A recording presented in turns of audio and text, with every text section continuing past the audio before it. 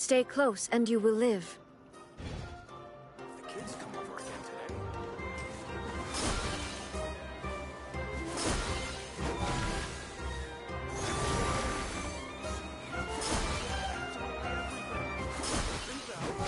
Was right all along.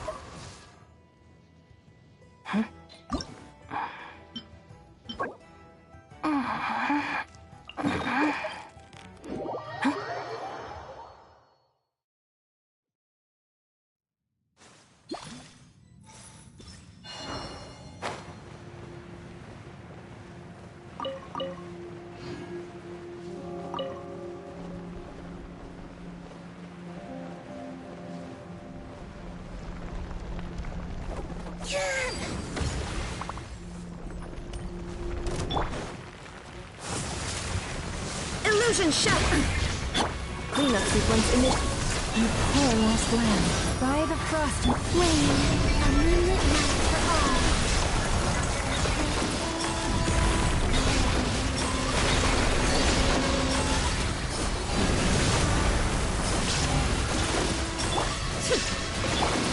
Forest, insulation ship. Surge.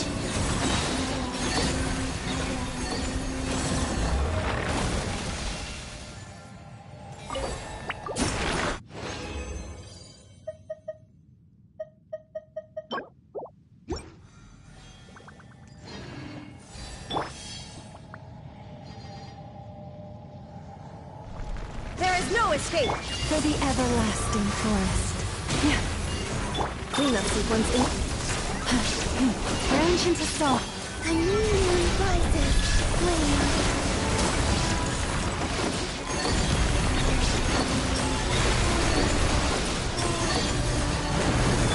Shine down!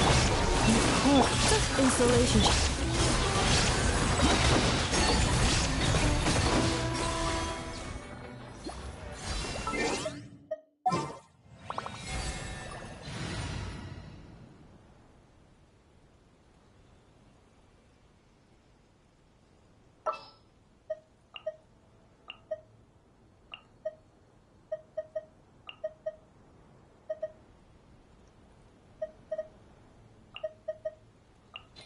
Where are we dancing today?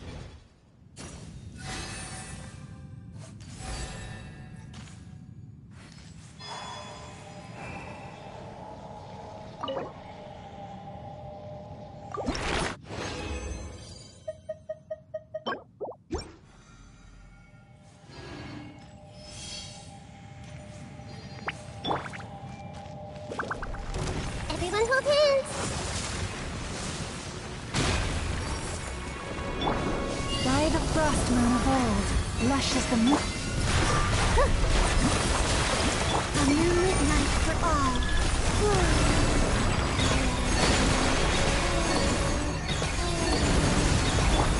Forest, protect.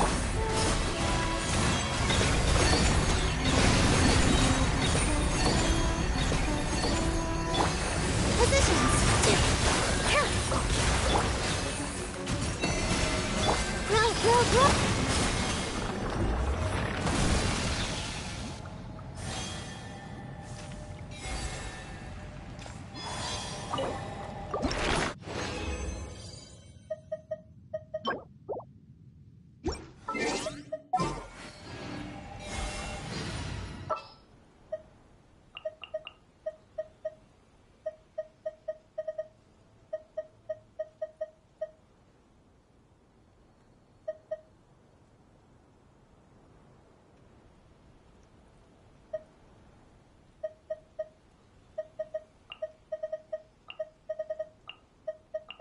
Warm-up complete.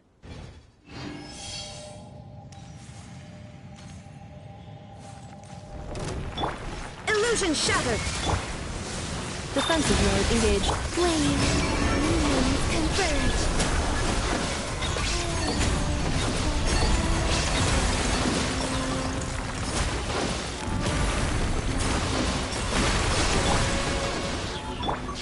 Cleanup sequence. Surge.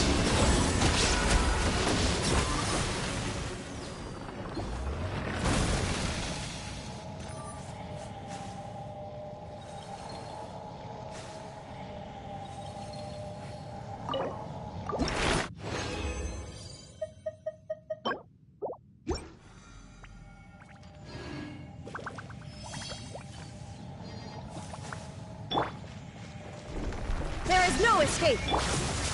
For the everlasting forest. Leave this installation chamber deployed. Preparing for dust up. A new moon rises. Whoa.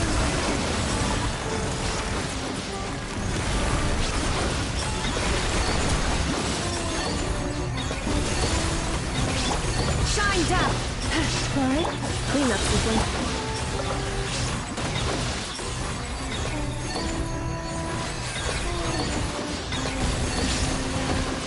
Surge.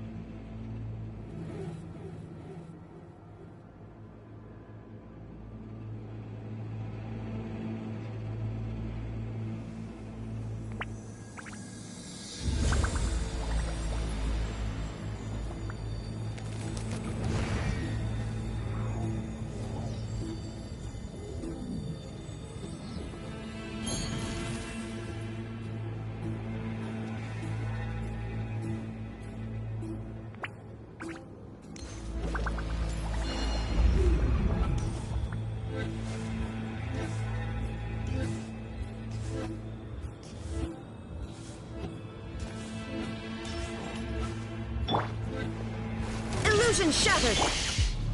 Leave. Insulation chamber. Flame. Green moons converge.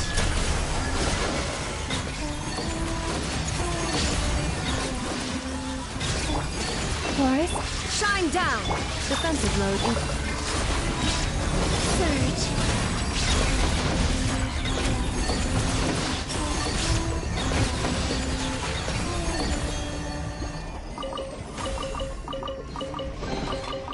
You keep them.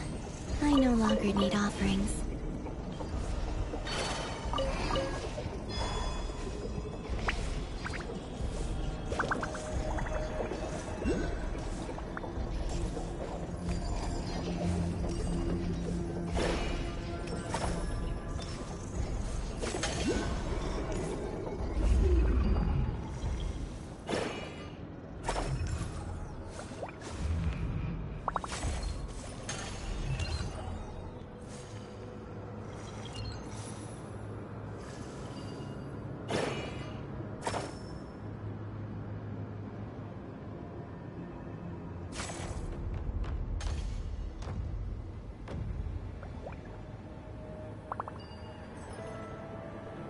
I don't sing for anyone in particular. Still, if someone stops to listen, I hope it provides a moment of peace all the same.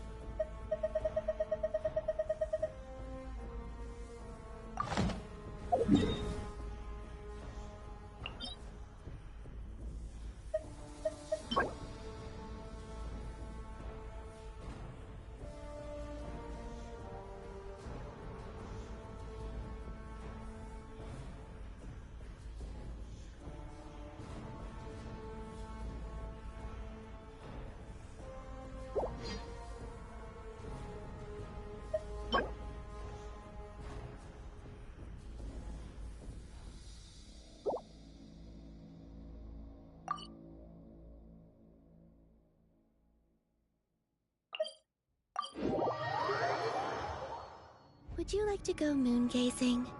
You can sit in my rocking chair and admire the view. Or we could go to the moon and gaze down at Tefat. Whatever you prefer.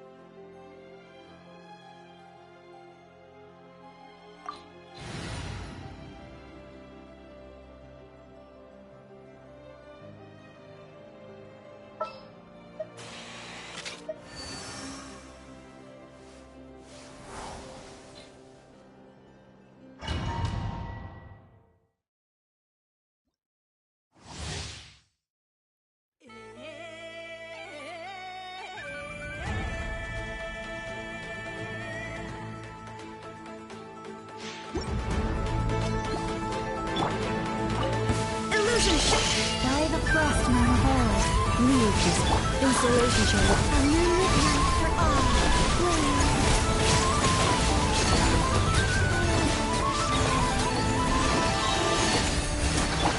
Shine down! Annihilation mode.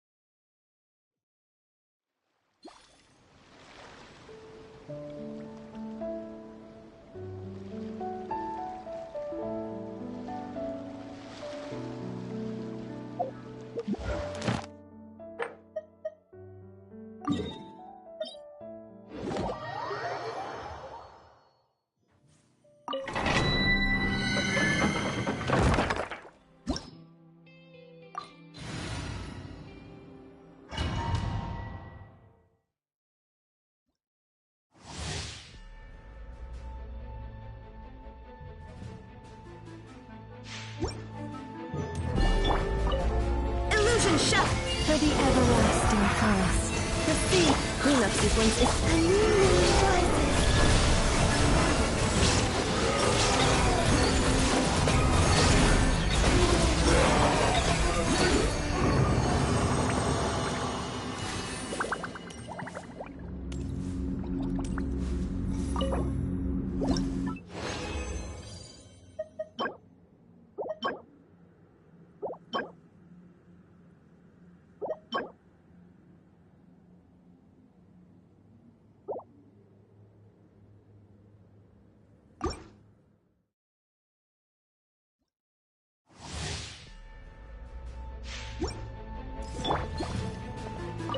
There is no insulation chamber deployed.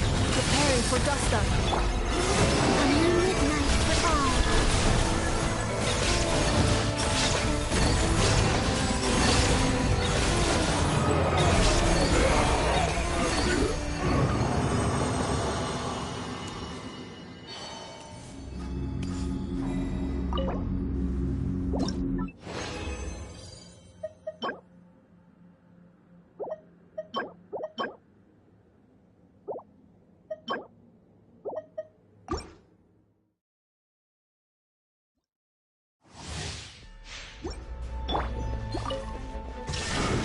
By the frost moon of old. Cleanup sequence in the... Converge.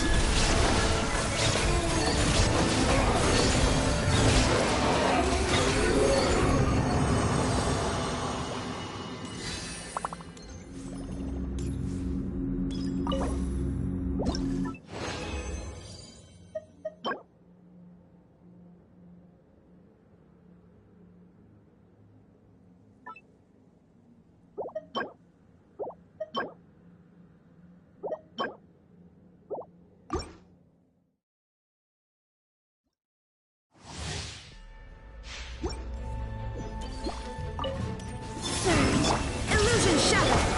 Forest. Insulation chamber. A new moon rises.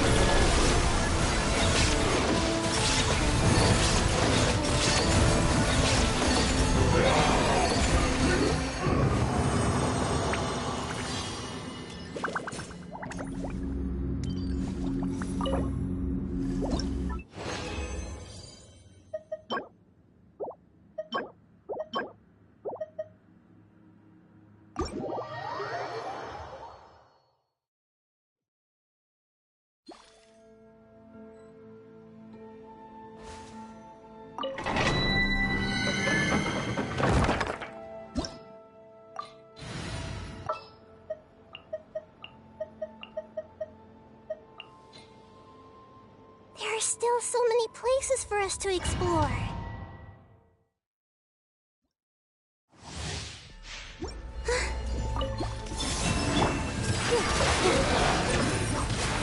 With one heart, we pray. This may hurt a little. A moonlit night for all.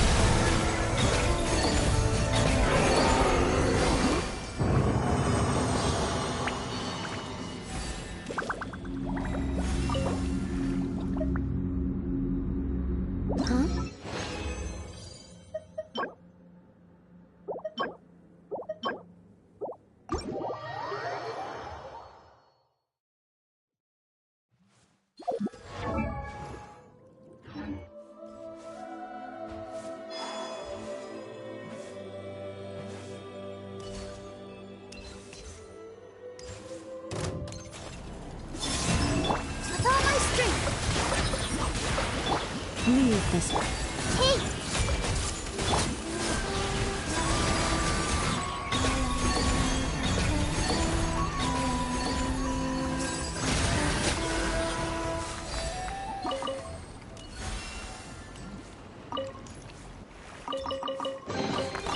You keep them. I no longer need offerings.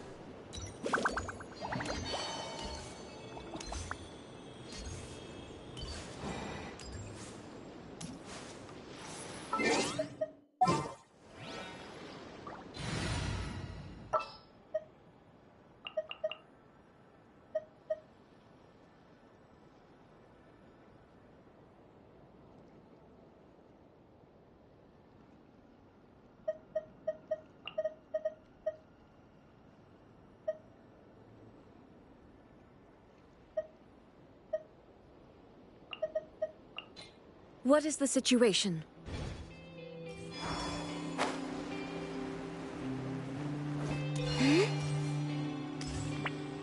There is no escape! Defensive mode. Rest and leave it!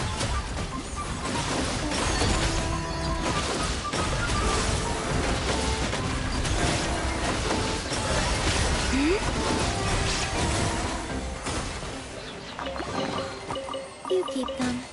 I no longer need offerings.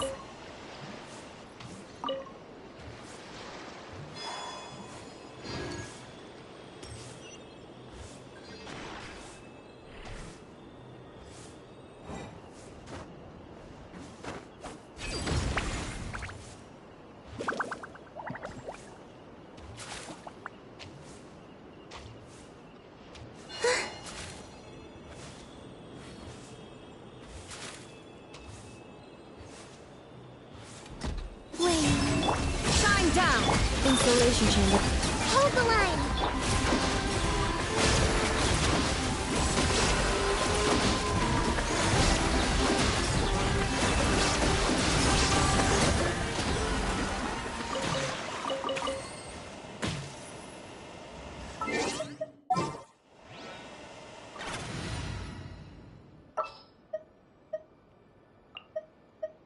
Follow me.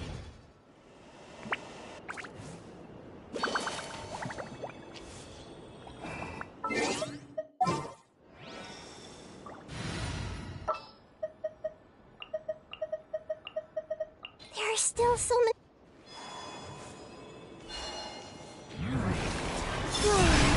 Defensive mode engaged. Forest? Everyone hold hands!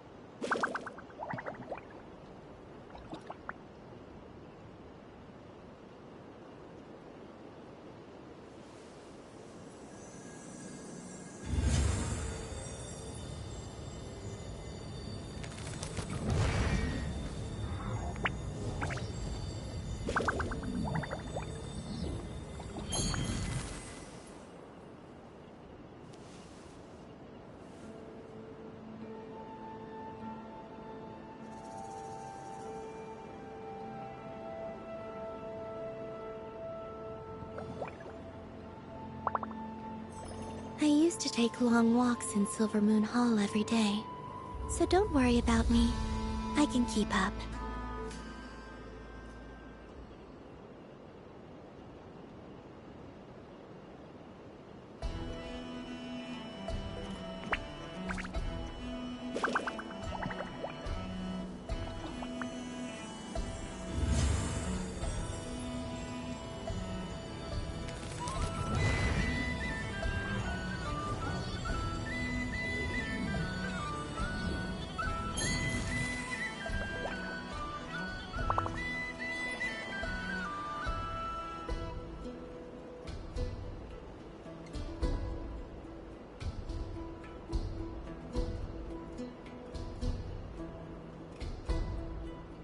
Would you like to go moon gazing?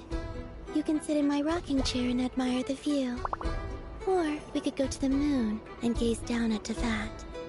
Whatever you prefer.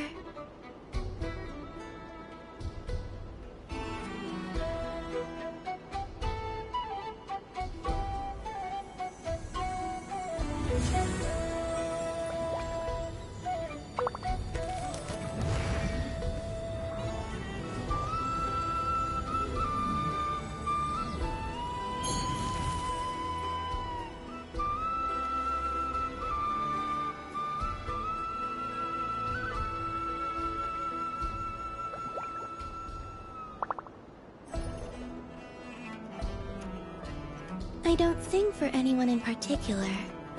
Still, if someone stops to listen, I hope it provides a moment of peace all the same.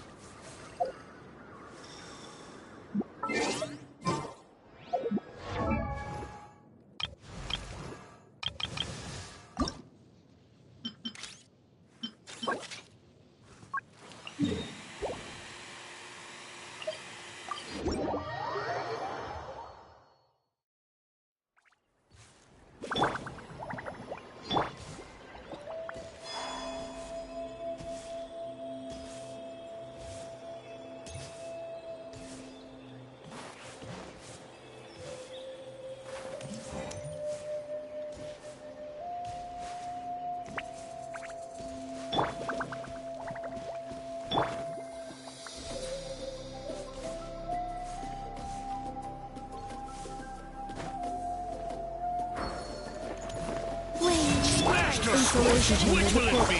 You need this. I see everything! Let's call it God.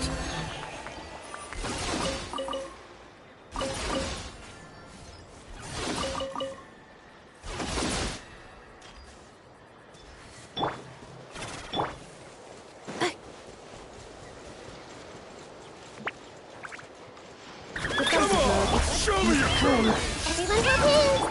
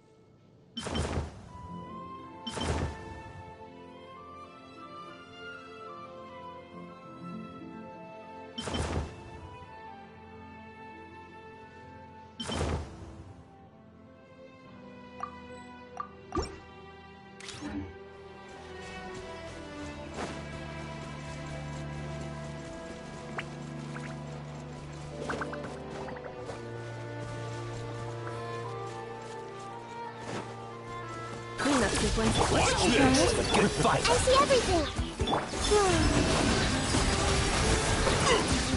Let's forget it next time!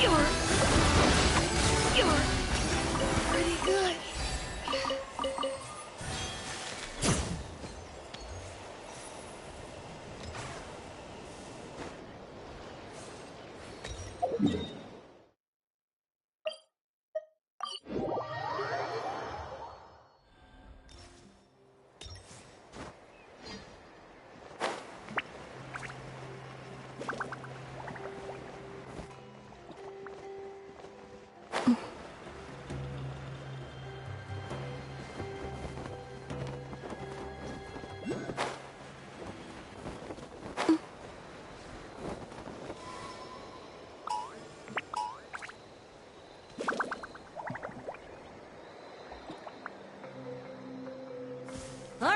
Let's finish this Fight. fast. Installation chamber. We need this.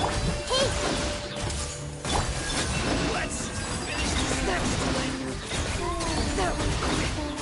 Let's finish this next time.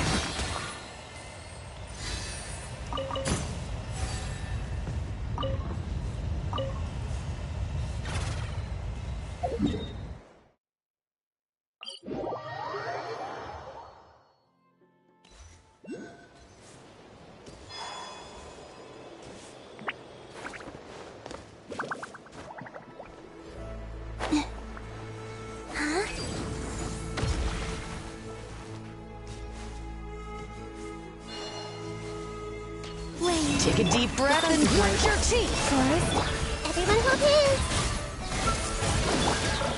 Take a look my way. Another raid.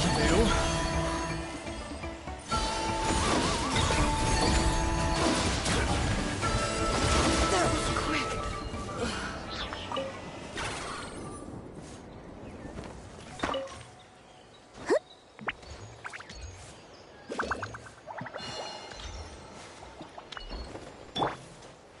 Cleanup sequence initiated.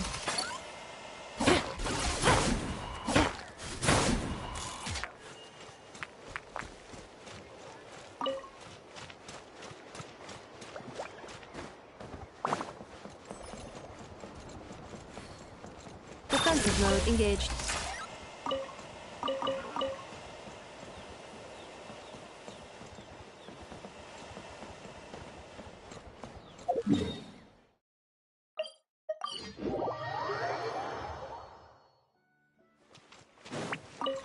Yeah.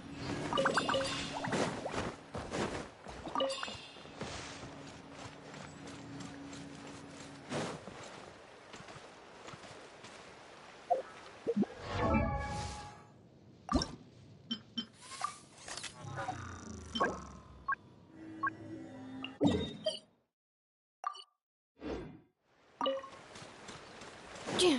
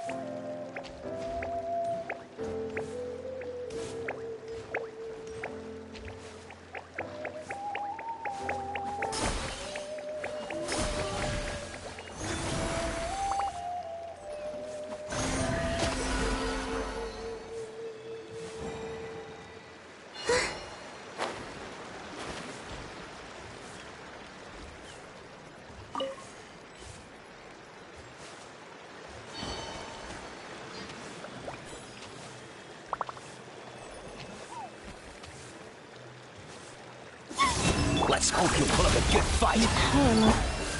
Let's finish this next time.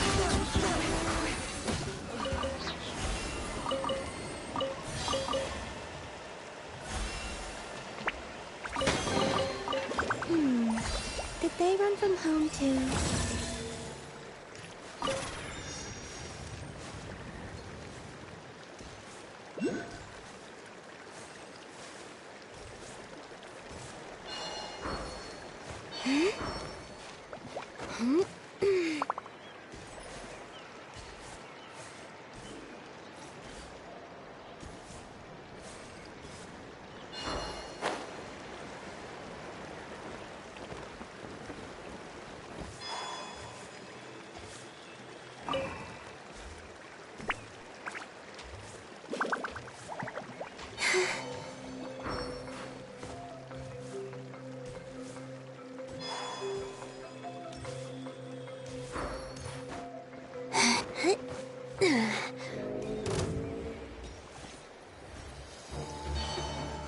Surge. Insulation chamber deployed. Leave. I see everything. A new moon rises.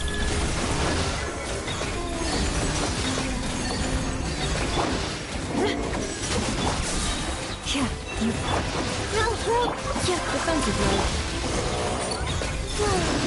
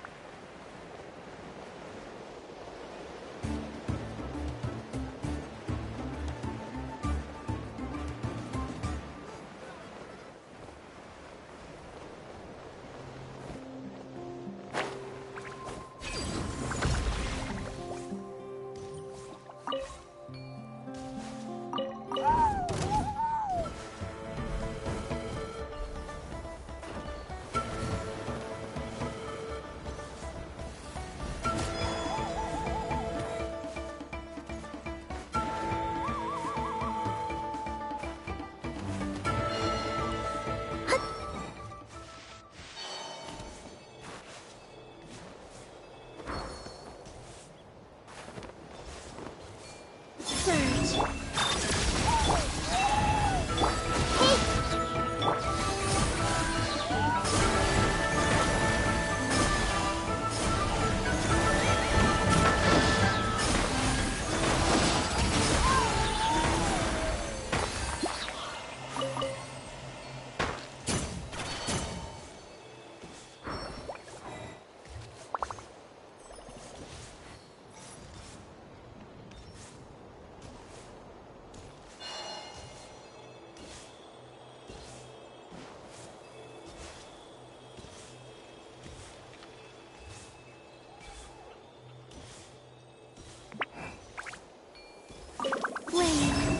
Cleanup sequence. Well, here comes another. This was new.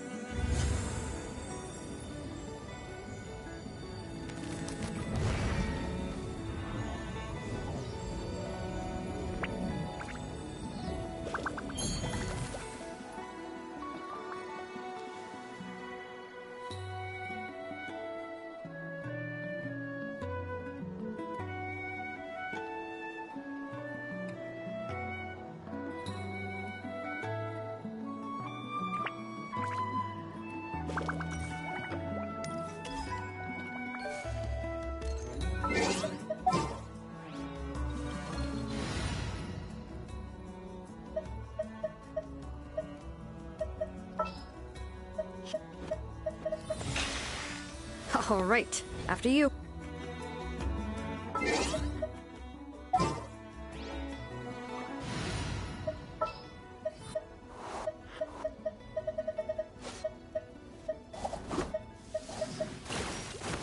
Another chance to...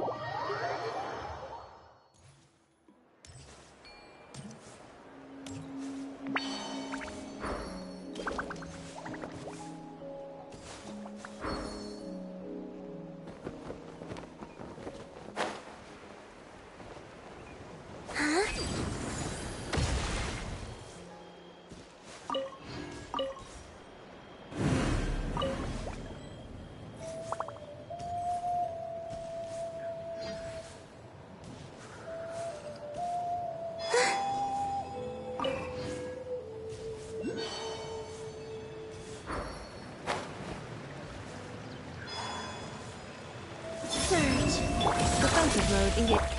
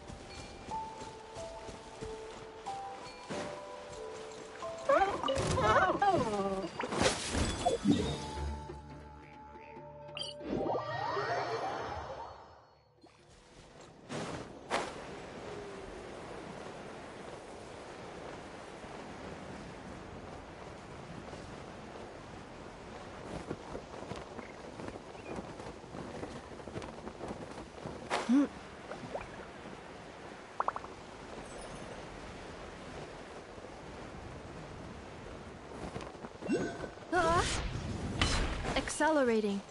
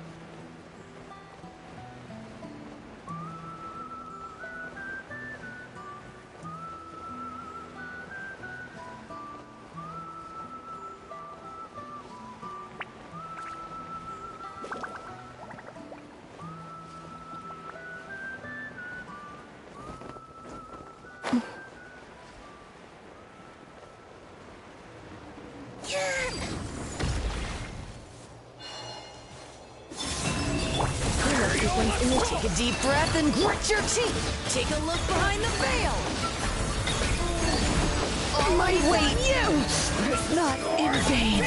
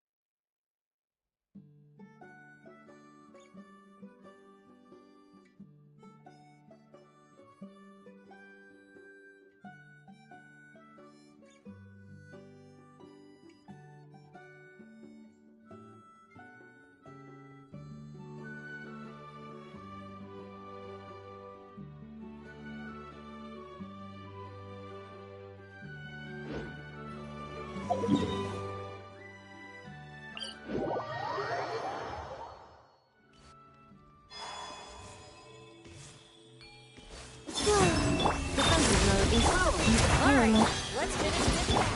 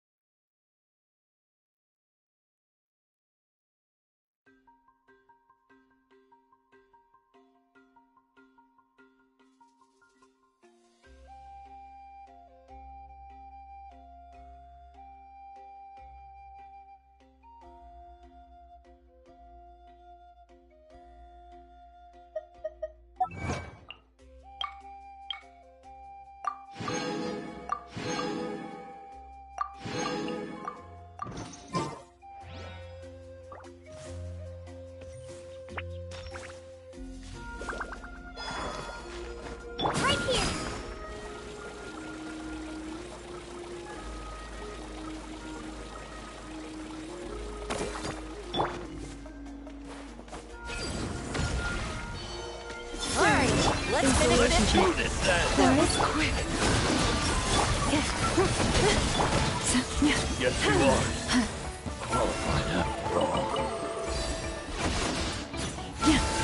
Out of the way or get blown away!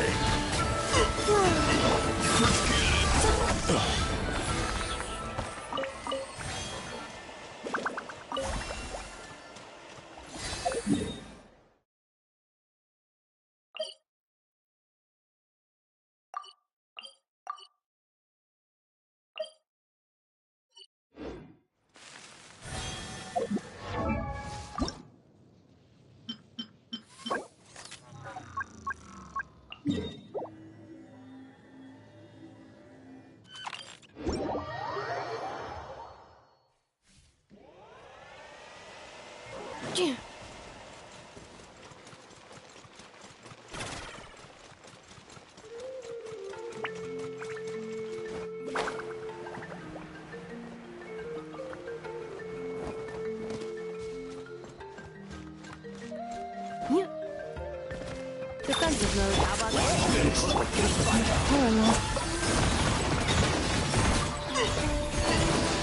Let's finish this next time.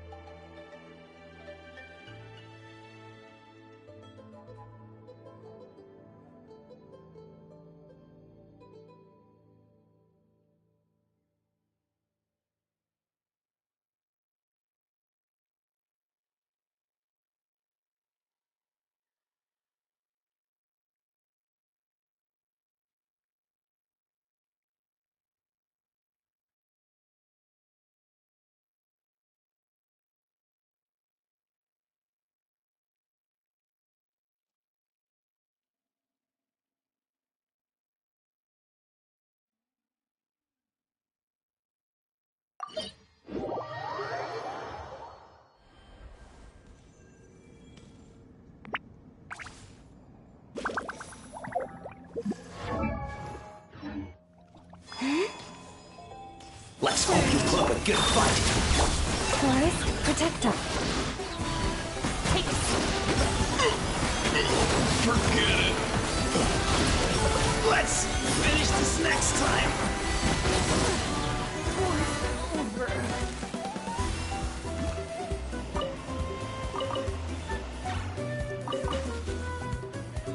Cleanup sequence initiated.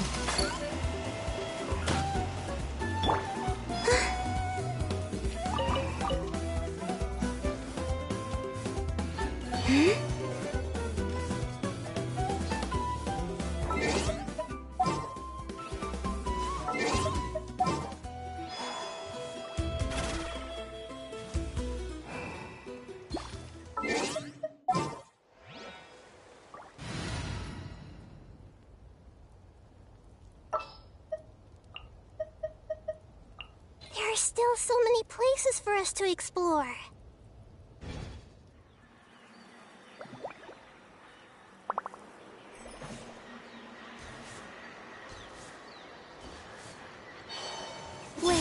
Alright, let's finish this out. Leave this.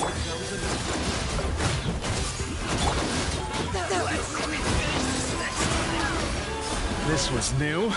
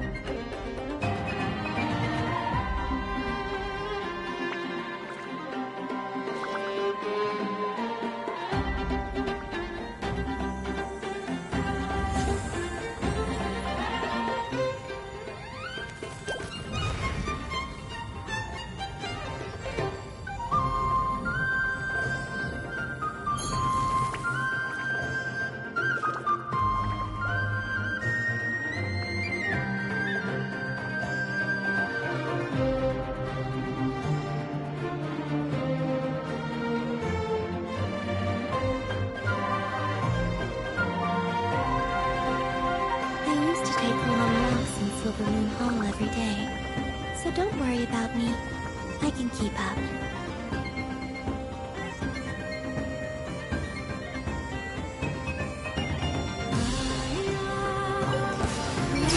Converge! Surge! Installation check. For the everlasting forest. Lush as the moon. I see everything! Ultimatum protocol.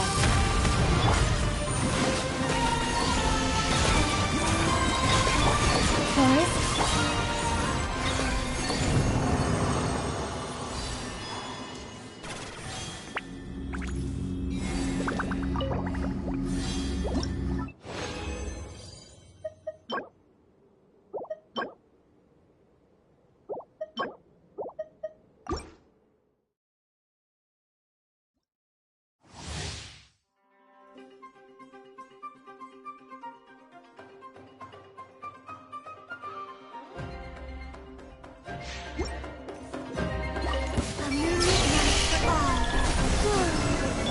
Cleanup sequence.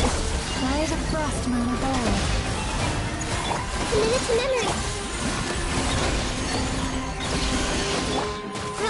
Grow! Leave this. Surge!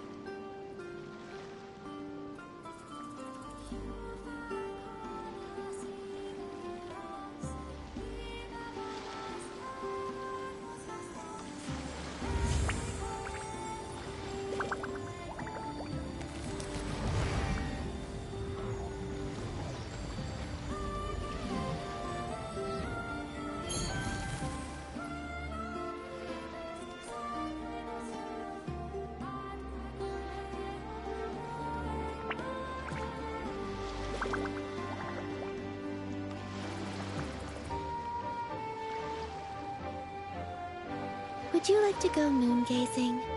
You can sit in my rocking chair and admire the view. Or we could go to the moon and gaze down at Tefat. Whatever you prefer.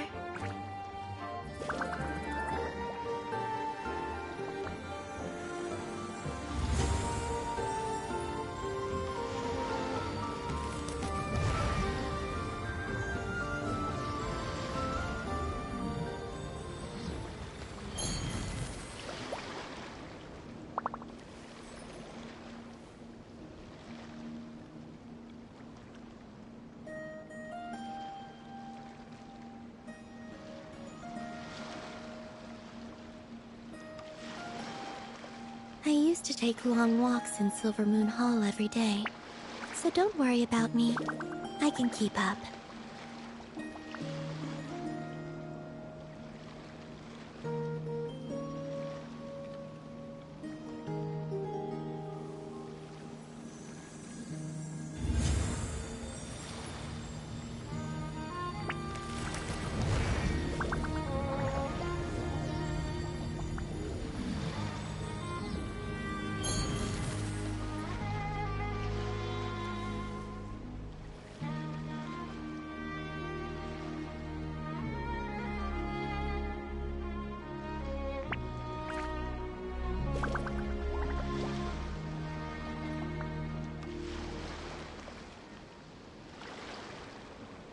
I don't sing for anyone in particular. Still, if someone stops to listen, I hope it provides a moment of peace all the same.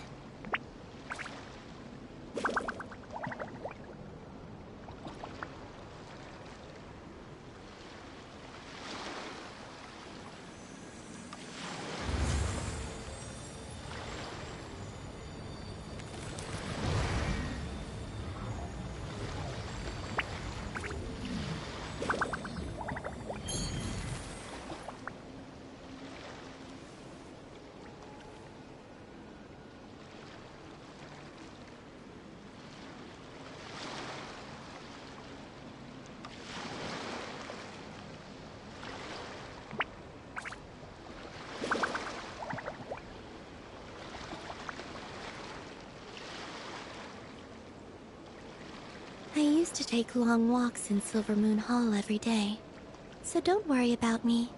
I can keep up.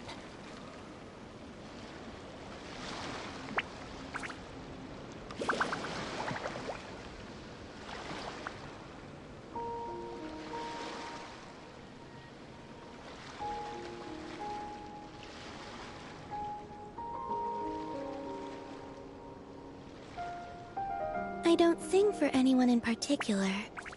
Still, if someone stops to listen, I hope it provides a moment of peace all the same.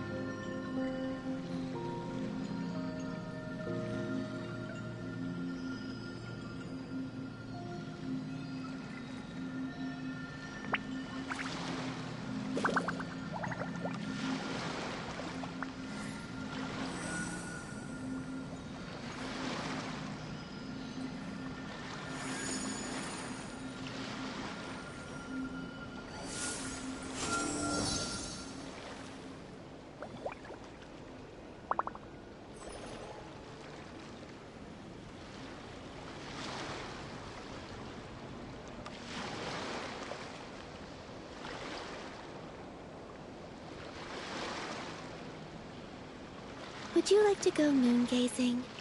You can sit in my rocking chair and admire the view. Or we could go to the moon and gaze down at Tefat. Whatever you prefer.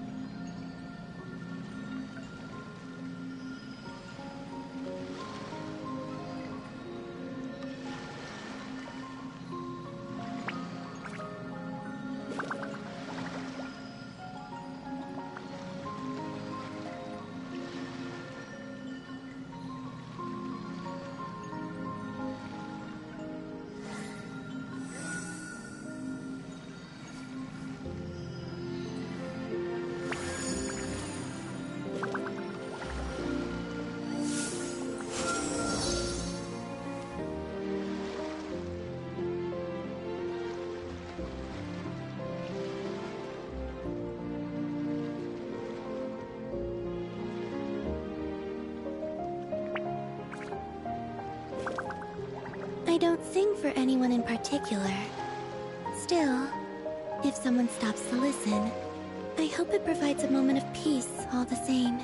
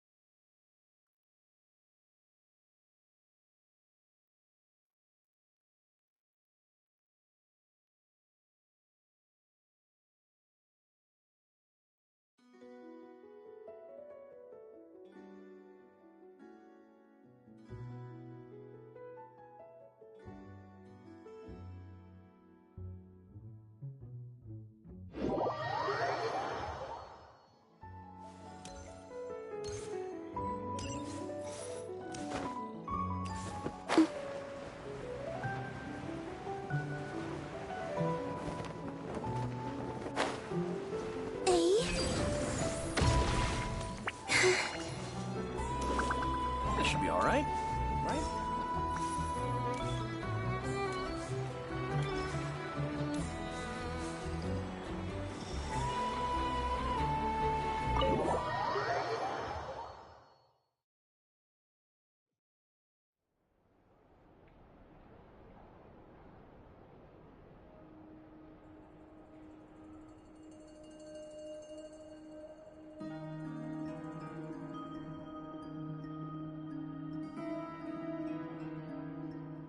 Looks like the gang's all here!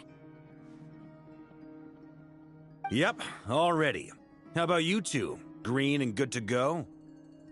Paimon's ready!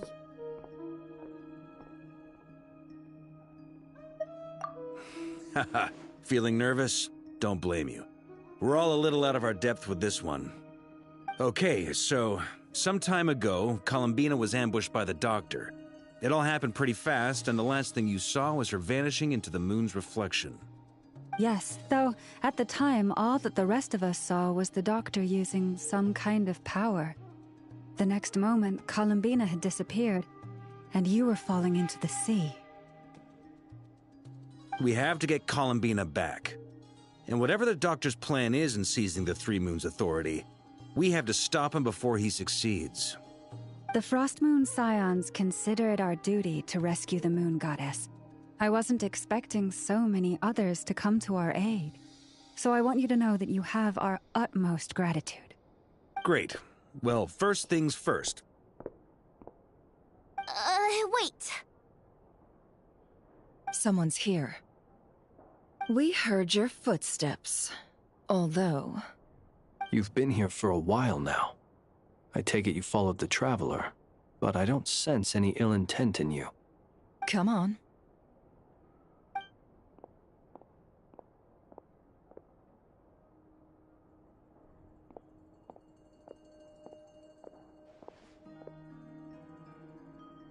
I figured it wouldn't take you long to notice me.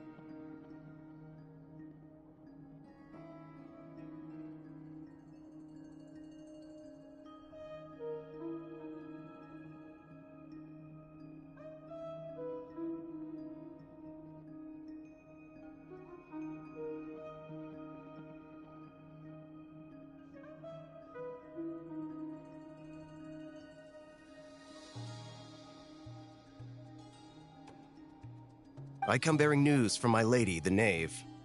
Dottore went through the motions of returning to Snezhnaya, but it was obviously a facade. However, he has not returned to the Kuvaki Experimental Design Bureau, nor has he made an appearance in Nasha Town.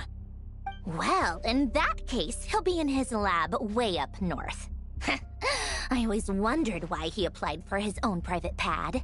He was planning this all along.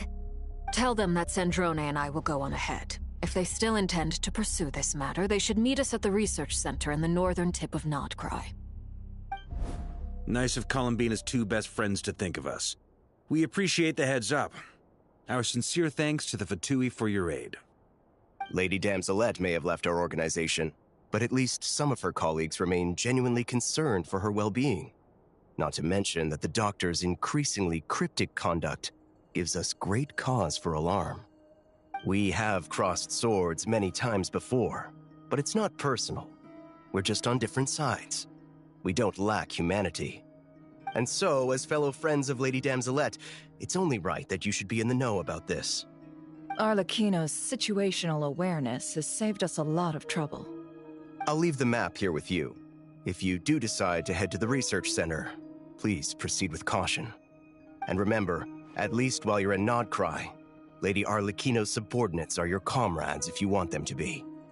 This is very accommodating of you. We can't thank you enough. Just doing my duty. I shall take my leave now.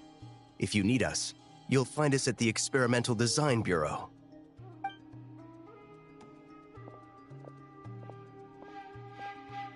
So, the doctors left the Experimental Design Bureau and headed to some research center up north. Marionette seems to think he's been planning this for a long time. But when did it start? Before he even arrived in Nodcry? It seems his loyalty to the Tsaritsa is lip service at most. Behind the scenes, he may even be working against her. Whatever his motives, we know that he's decisive and incredibly ruthless. Facing him unprepared would be a recipe for disaster. At this stage, it's difficult to predict his next steps. I suggest we split into two groups. We need some people to stay behind and guard Nasha Town. Well, as much as I'd love to help, infiltrating research labs isn't really my area of expertise. But at least take Cool Your Jet's Ducky with you. It should be some help during the battle. And as for Miss Inefa, I suppose you will stay to protect Miss Aino? Detecting operational logic. Protect Aino. Priority. High. Just in case, Servarka, I think it would be best if you stayed behind as well. You can leave the research center to us. I mean, I would have said the Knight of Berea should probably be out on the front line, but okay, fine. Leave Nasha Town to me. Be careful out there, okay? If things get out of hand, fall back right away. Yehoda will be on hand to assist you. In my absence, she can handle any intel gathering work. You got it, boss. You guys make sure to get back here in one piece, all right? We will. Things are moving fast. We'd better head off soon if we hope to keep pace. So, it's infiltrate a secret research facility, or... Yeah, all right. Paimon will help out here instead. Sounds like it's gonna be a pretty intense fight. We all have to bring our A-game here. So, anything you need to wrap up before we leave?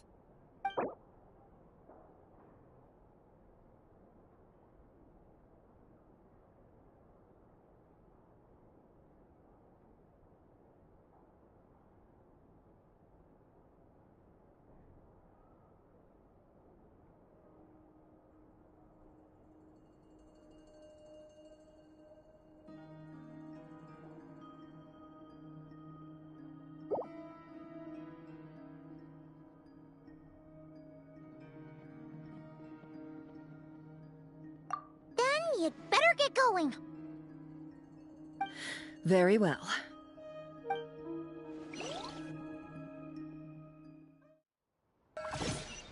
All these broken machines on the ground.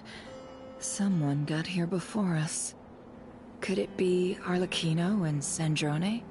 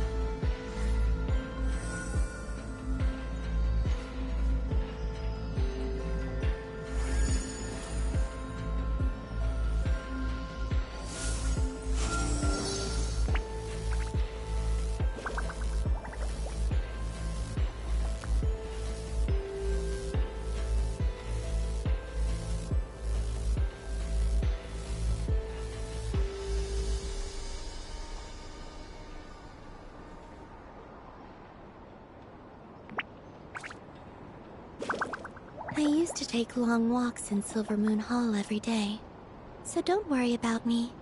I can keep up.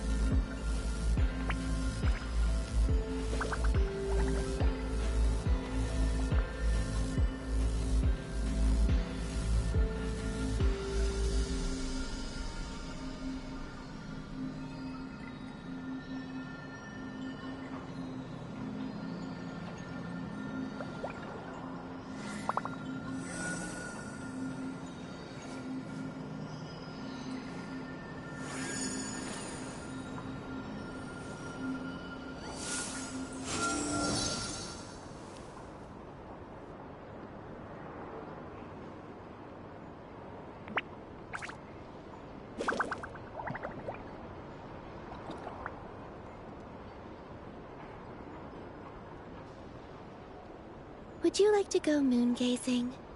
You can sit in my rocking chair and admire the view.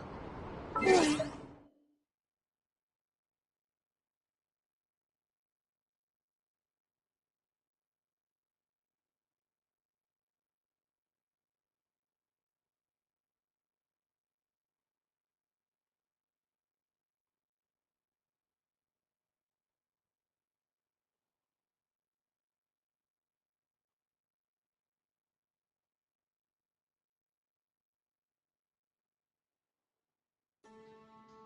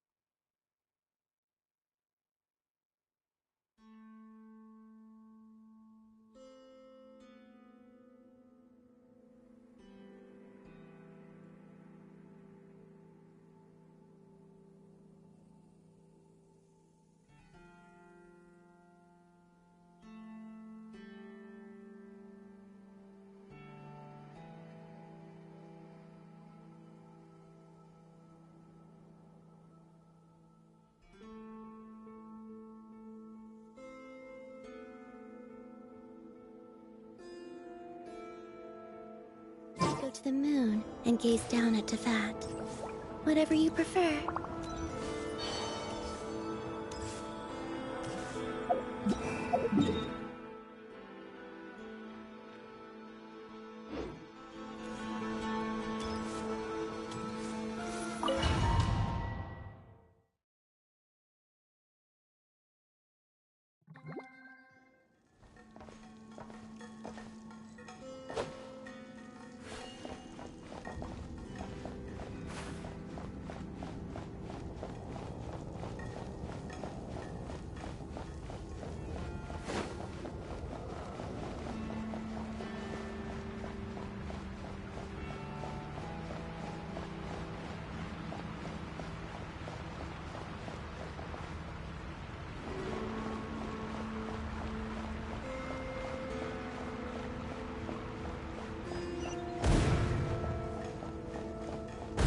That's quite a welcome party.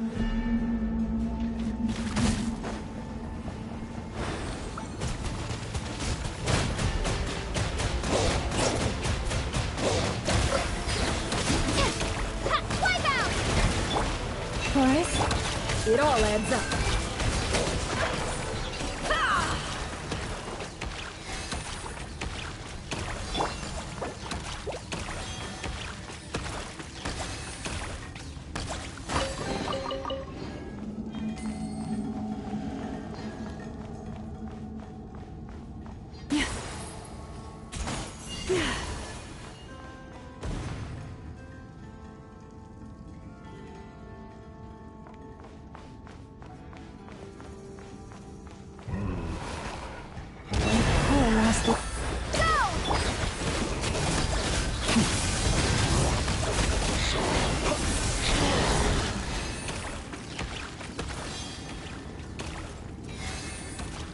Get back! I said get back! Do you hear me? Why isn't it working? No! Don't come any closer! Don't!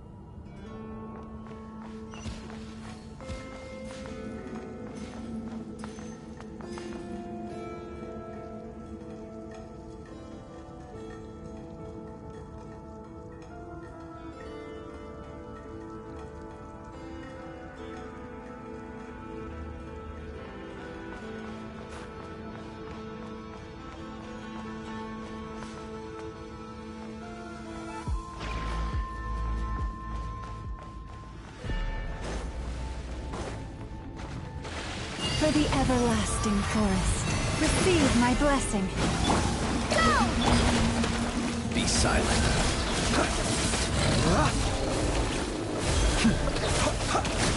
You poor souls. May your spirits find peace. Grab that key on the ground. We'll probably need it at some point.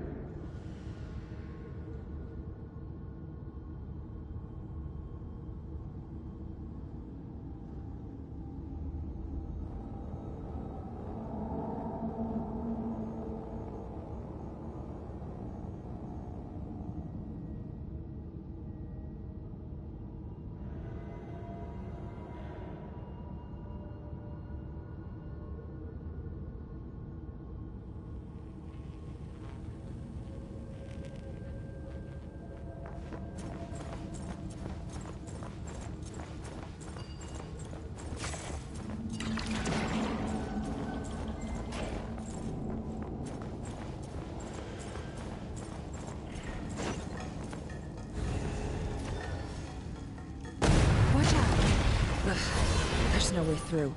Let's go around.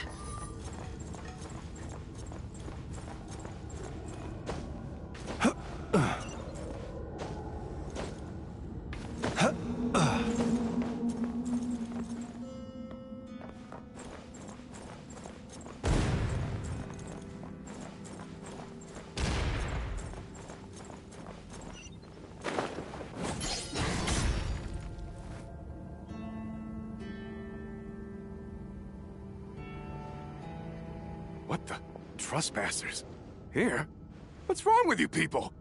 We're looking for the doctor, and we understand he might be here. I see you're fleeing the facility. You looking to settle a score with the doctor? Good luck with that. I don't think you have many chances left. Perhaps. But you might have a chance to live if you start talking. 2 other Harbingers had the same idea as you. They're already inside. But what good is it gonna do? The doctor wouldn't do something like this unprepared. Seems to me that you're not too thrilled about being his subordinate. Also, is it just me, or do I sense monsters nearby? If you'd prefer their company to ours, that can easily be arranged. We need to know what the doctor is up to. Please, if you know anything at all, tell me. This is about more than us versus the doctor. His actions could have consequences for all of Nodcry. And perhaps even your homeland, Snezhnaya.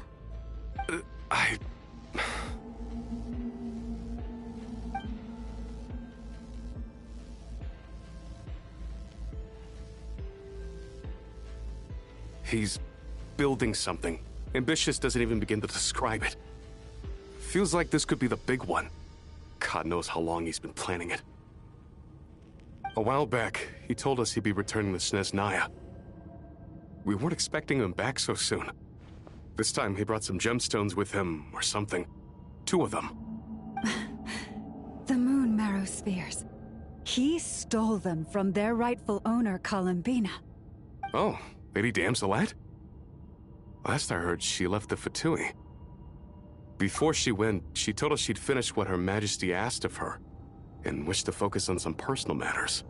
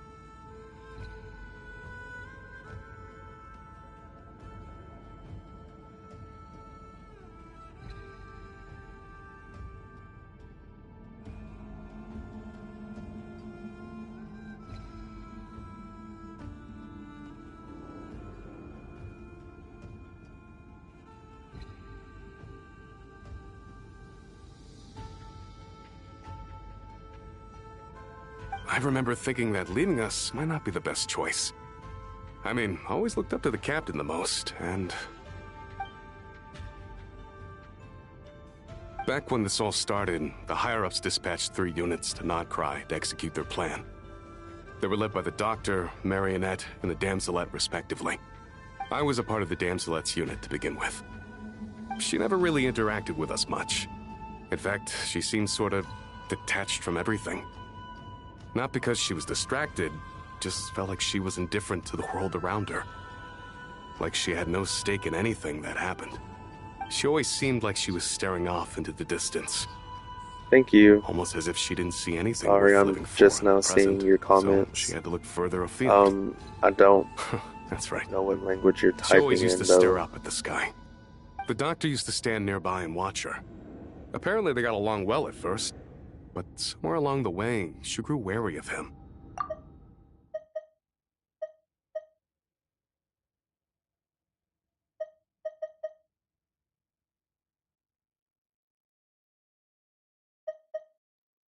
Back when this all started, the higher-ups dispatched 3 units to Notcry to execute their plan. They were led by the Doctor, Marionette, and the Damselette, respectively.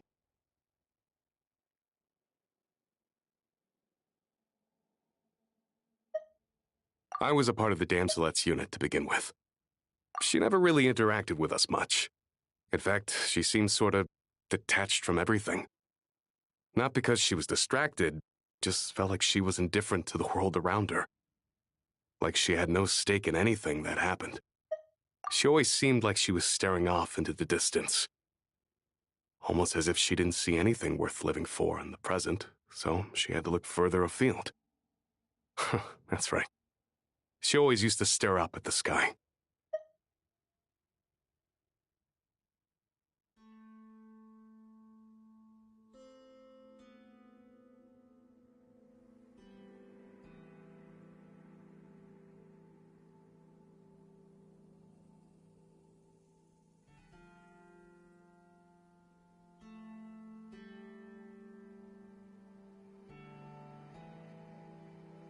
The Doctor used to stand nearby and watch her. Apparently they got along well at first, but somewhere along the way, she grew wary of him. Started avoiding him as much as possible.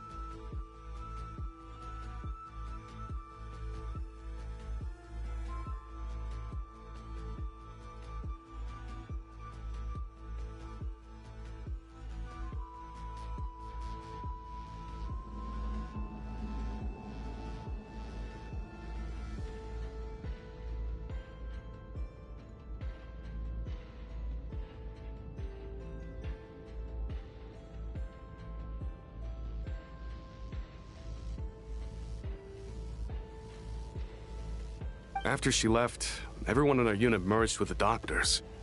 He's similarly indifferent to the world, except when it comes to the moons. He seems to have big plans for them. Right now, obtaining the 3 moons is his #1 priority. He even said if he can only get his hands on 2 of them, he'll create a 3rd one himself.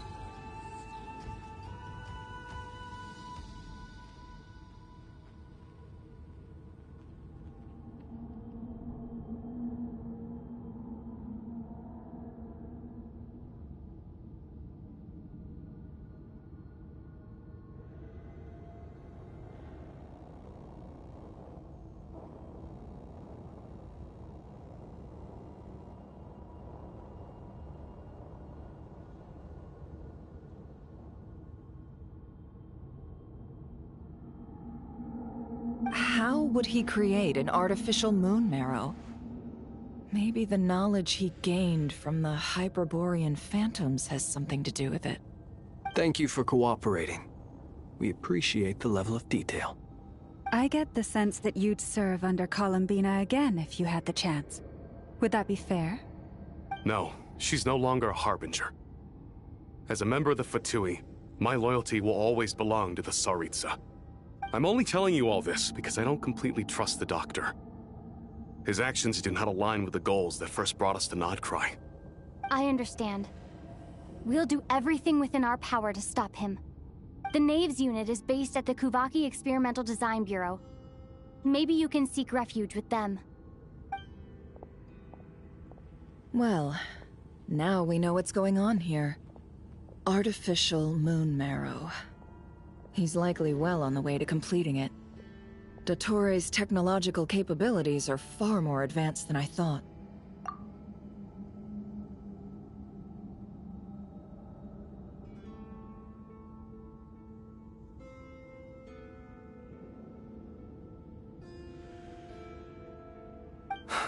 I fear this could get ugly.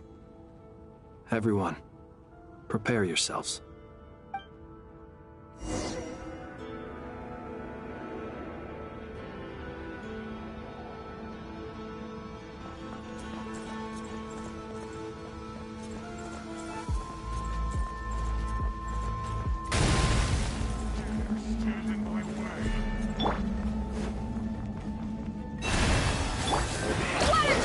Close your eyes.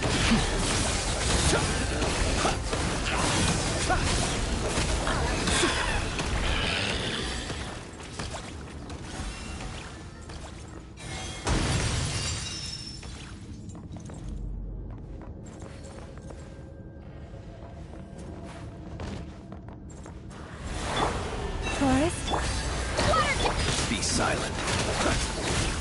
The long sleep beckons.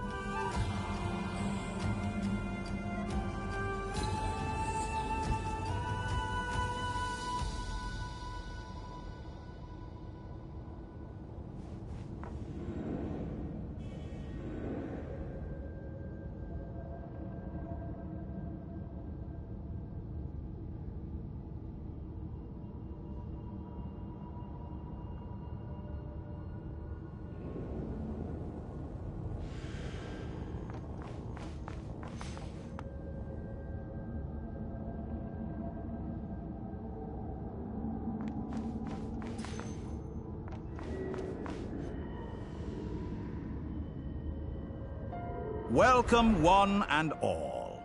I've been expecting you. I hope my humble research facility is to your liking. Yeah, we really appreciated fighting our way in through a horde of monsters. The gall. You expect us to believe you've just been patiently waiting for us? Of course I have. Should I be worried about something? Everything seems to be going quite smoothly so far, and you've shown up right on schedule. First Sandrone and Arlecchino, now you. Ah, quite a surfeit of guests I've had today.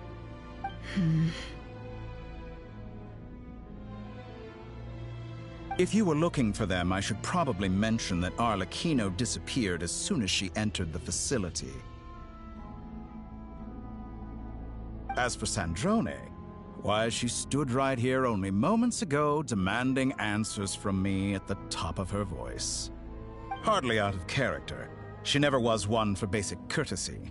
But I have to admit, I was a little surprised to see her showing concern for someone besides herself. Does everyone you associate with undergo such a change in temperament? Speaking as a researcher, I have to say, it is not a change for the better. It threatens one's ability to remain objective.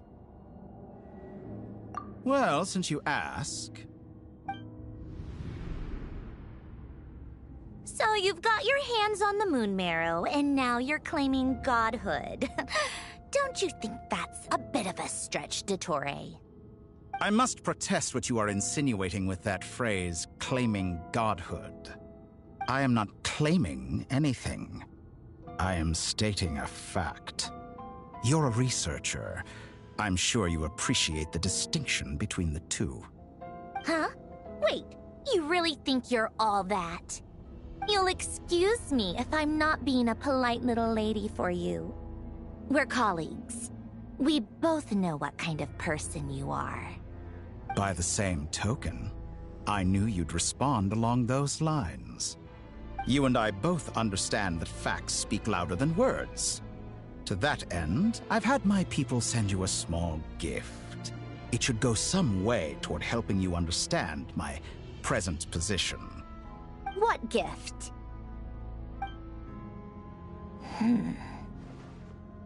Where have all your troops gone? Who knows? Perhaps they are already marching toward a new world, following in the footsteps of an unknown god. As vulgar and arrogant as you may be, dear Sandrone, I have no intention of taking out my displeasure on your subordinates. They will enjoy equal rights to my own. You sent your people to the Experimental Design Bureau? That's the Tsaritsa's property. Yes, and I am very mindful of Her Majesty's instructions. But you know full well that they do not conflict with my present goals. In which case, all I'm doing is conducting another one of my experiments. Is there a problem with that? Now then, you have a judgment call to make. Am I simply lying to stall you? Or is it possible that every word I am saying is the truth? In which case, your subordinates really are in danger. So now you've turned on fellow Fatui soldiers. You're completely insane. I have set a new rule for myself. Each person gets one chance. Naturally, that includes you, Sandrone. If you wish to leave, I won't stop you. We are colleagues, after all. Scumbag!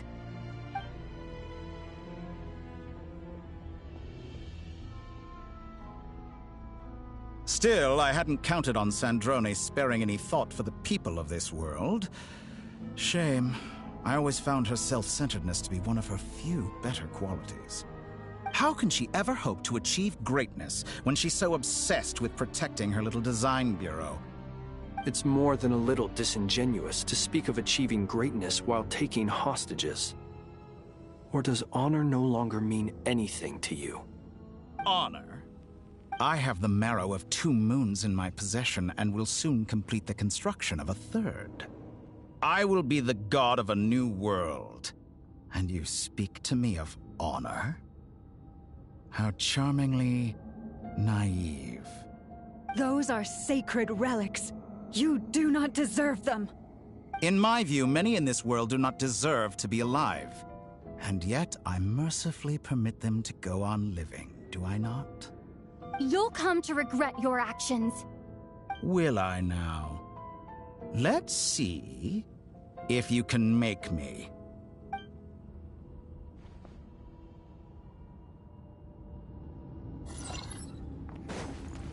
By the frost moon of old, branches assault. Water jet! Bombs away! Seek within. It all falls into place. Leave this place. Beware the creatures of the night.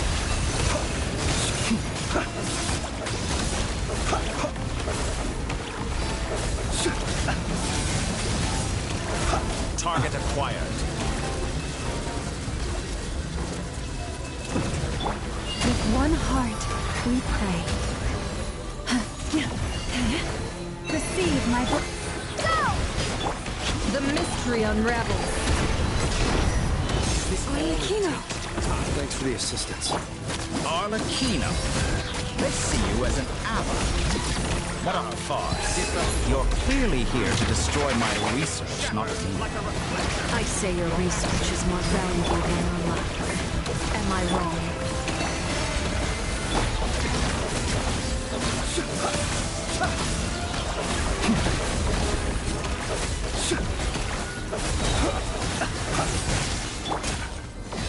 Forest, protect us.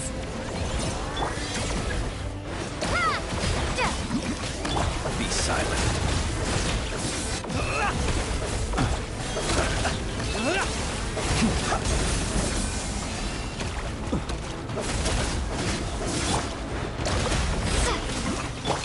For the everlasting forest, receive my blessing. Can I be true? Get lost. Oh, interesting. You won't feel a thing. Go! Wipe out!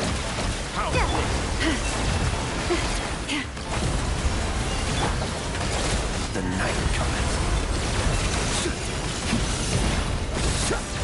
Keep your distance.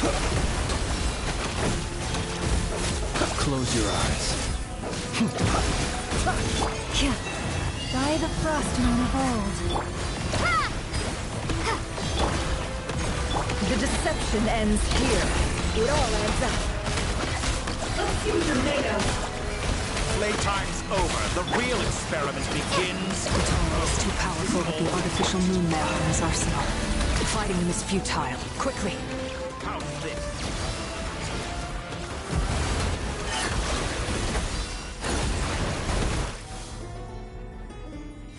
Let's go.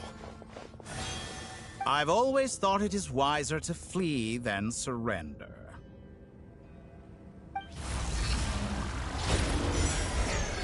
Watch out! What the? Forget about me! You should... Where's the Traveler?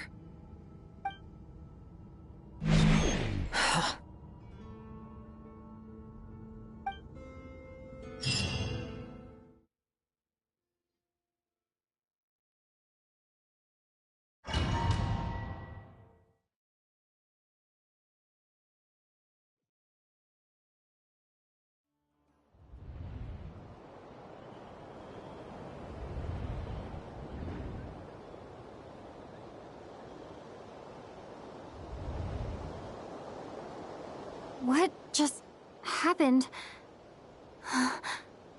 Nasha Town? How did I get here? Strange. I remember being trapped by Dottore during the battle, and now, all of a sudden, I'm here. Something weird is going on. I guess I'll start by exploring the area. Huh? Traveler? What brings you here at this hour? Huh? What are you in the mood for today? A hot dog? Or something else? We've got some special discounts at the moment. Want to see the menu? Sorry, I'm not hungry right now. Ah. Well, feel free to take a seat for now. Let me know if you change your mind.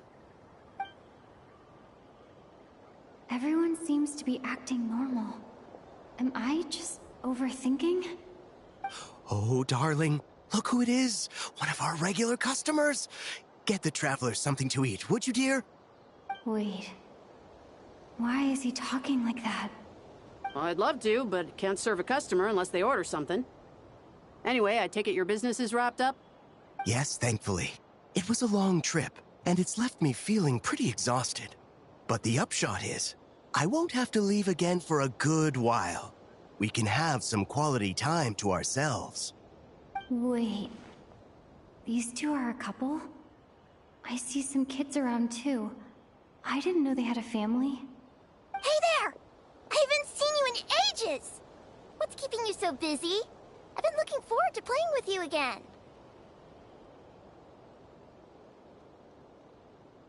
You forgot already? You're silly. Daddy brought you over to our house recently. We had some snacks together. What is she talking about? We've had a lot of customers over the last few days, so we've been real busy. And like my mom always says, some people are more than just customers. They're friends. Oh, another customer's arrived. I better go see what they want. This is all wrong. I never once heard the owner of this restaurant talk about their family. It certainly isn't a family-run business. And that child, I don't recognize her at all. Could this be a false memory? Very good. I knew you had it in you. Aren't you going to try the house special? When did he show up? No, none of this is real. You don't seem to like it here. That's fine. We can change venues.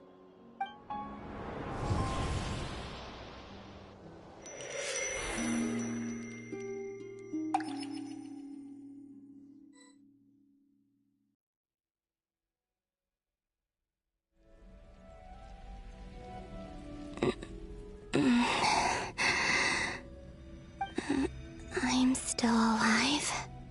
Where is this place? It took all my strength to open the moon gate, and then I leapt into it.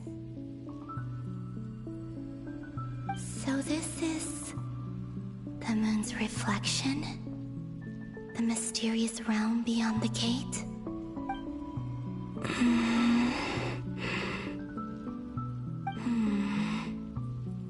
I can't sense anything.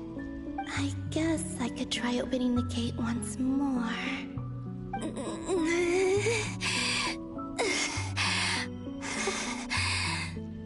No response. Maybe this space can't be opened from inside.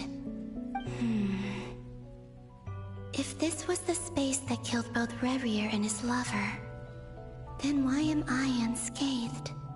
Or... no, I'm not unscathed. Even the air here feels frozen in place. There is nothing here with which I can restore my power.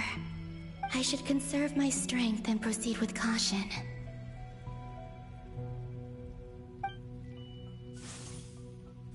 I don't believe Dotori's scheming will stop just because I escaped. If there is any chance that I can get back to the others, any chance at all, I must return.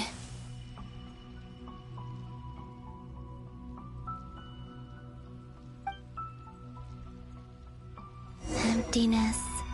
Silence. What is this place? Or maybe the real question is, what is it for? What's this? Looks like it responds to my power.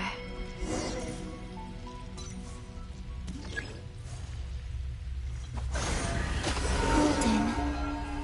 Like Kuvaki. Is it some sort of guide? And why does it feel so familiar? I might as well follow it.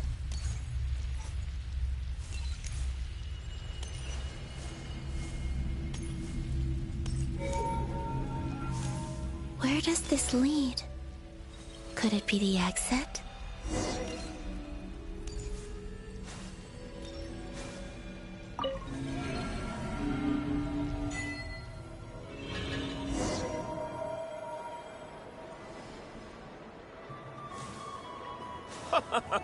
Welcome home, Moon Goddess.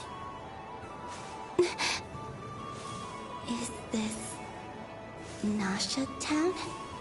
But isn't Moonbriar Night over already?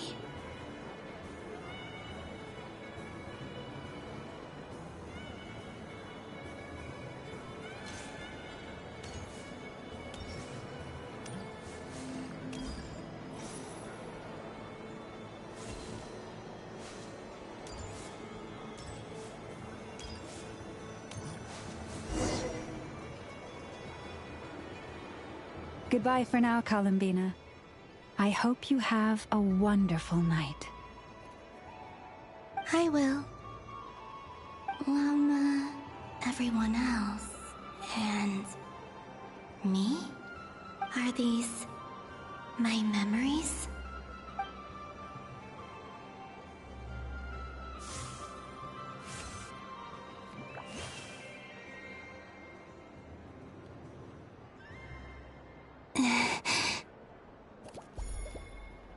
I can't touch them. It's as if we're separated by some impenetrable power.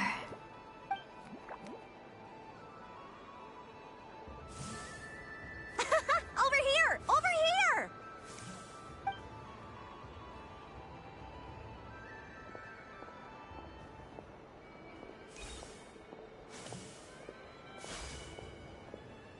But the people in these memories pass right through me.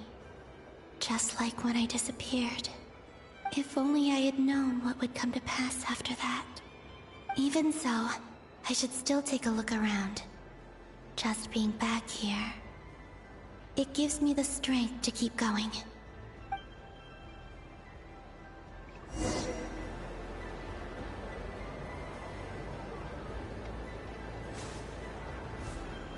Welcome home, Moon Goddess. Oh, you're the genuine article. Alice was right. This Moon Prayer Night was worth watching after all. Oh, yes. That was the fortune-telling stall run by Barbeloth from the Hexen Circle.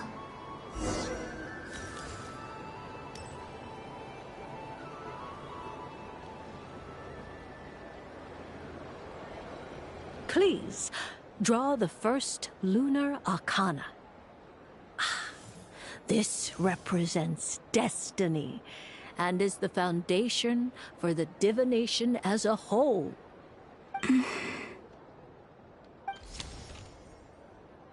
My destiny. I believe the card I drew was the moon. Now that I think about it, Barbeloth's divination was absolutely right. It's almost time to draw the last card. The one that represents the future.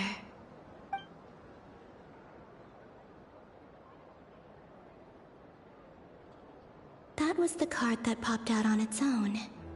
From here, I think.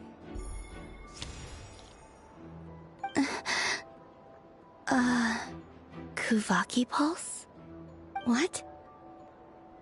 Fascinating. I've never encountered this before in my role as a diviner. What's going on? Did that card leave the deck? Because of my influence? All I did was try to touch it, and then... Maybe this memory space is not untouchable after all. Are there weak points in the barrier? Or... is it possible that there's more to this space than my memories alone? This card is death. I need to get to the bottom of this. I'll try touching something else.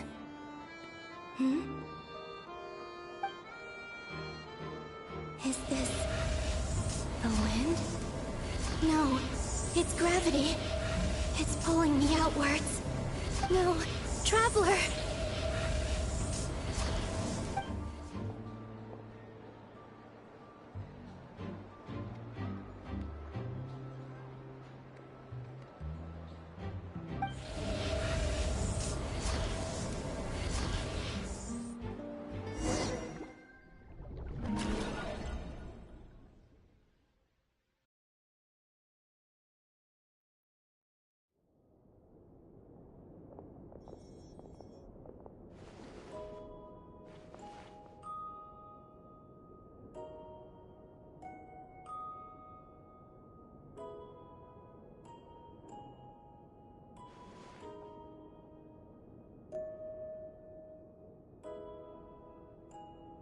Paimon, listen to me. From the bottom of our hearts, we are so sorry. We completely understand how you must feel. The Traveler is trapped, and we all feel responsible for it. Don't say that! Paimon's not a little kid! You didn't leave her behind on purpose! There was nothing you could do!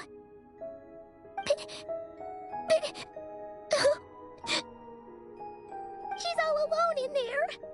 What if something happens to her? What are we gonna do then? We've barely spent any time apart since we met. Is she gonna die? We must find a way to rescue her.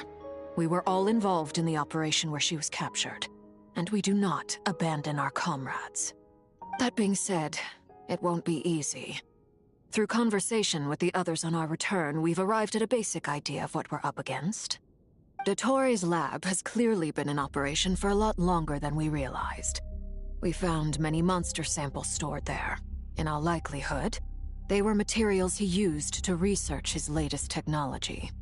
We also know that through his contact with the phantoms of Hyperborea, he gained knowledge about the moons and certain Hyperborean technologies. Using this knowledge, he then fashioned an artificial moon marrow to serve as a replacement for the frost moon beyond the sky. Unlike Columbina, Dottore is not being rejected by Teyvat. And even with 2 of the 3 moon marrows, his power far exceeds all of ours combined. Once his 3rd moon marrow is complete, Dottore will have completely seized the authority of the 3 moons. Teyvat's most primordial powers will then be in his grasp. Does that mean... I'm afraid so. No one could have predicted this level of insanity. Not even from Dottore. And unfortunately, his insanity is coupled with an intellect and ambition that not even his peers in the Fatui can match. This is dire. Sounds like the world is done for. The 3 moons' authority can influence the very fabric of time and space. I dare not imagine what a monster like him would do with that kind of power. The trouble's already begun, I'm afraid.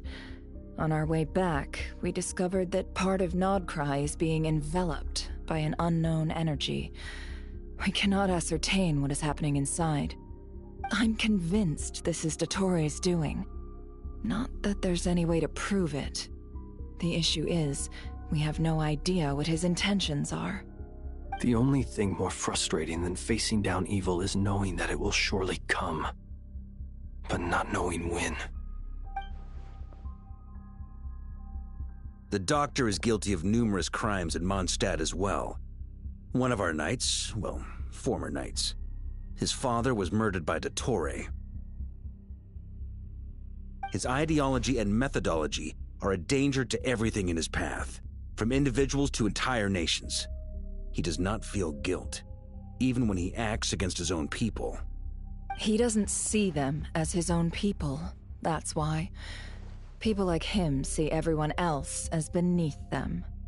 Right. He views other people only in terms of how they can benefit him. That's the basis of all his social connections. Granted, he's hardly the only harbinger to pursue their own interests. We all do. And Her Majesty is gracious enough to permit it. Still, her mercy has its limits. Dottore's actions have gone beyond even what the Fatui could have imagined. Usurping divine authority to become a god. For a servant of the Tsaritsa, that goes beyond being disloyal. It's treason of the highest order. We can't expect him to heed the Tsaritsa's will once he gains the 3 moons' authority. Even we harbingers consider him the most self-interested among us. Poor Traveler. Of all the people to get caught by... We have to go save her! Right now! Please! We gotta find a way! Paimon, I promise you, we are with you all the way. I get how you feel. I do. But it's gonna take more than strong emotions to take down an enemy like Dottore. What we need now is more information. Right. We can't even guarantee he's still at his research center. Before we can think about mounting a rescue operation, we need to confirm the Traveler's location. I'll find a way. Paimon knows, but... She's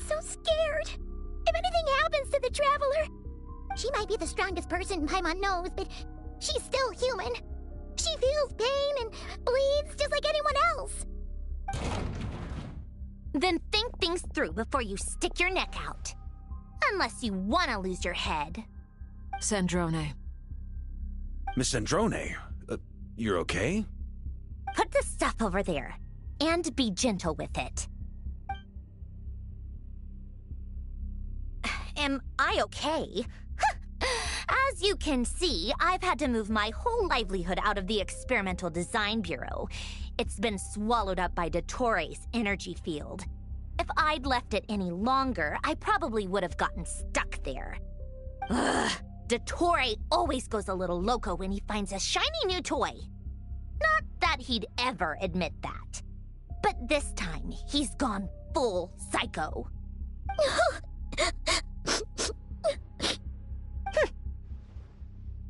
Just go ahead and cry already. Sorry. Paimon's not trying to make a scene. It's just... she can't. Oh, Paimon. Let it all out. There's no shame in it. When you're overwhelmed by fear and despair, crying can help get it out of your system. You'll feel better for it. Okay then, while the baby of the group is having a moment, how about the grown-ups get to work? Give me your hand. You've made a discovery? Polonia, scan.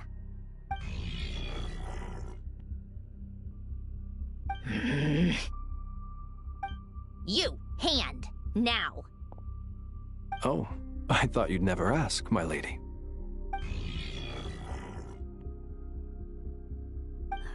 Curses! You're next, then you.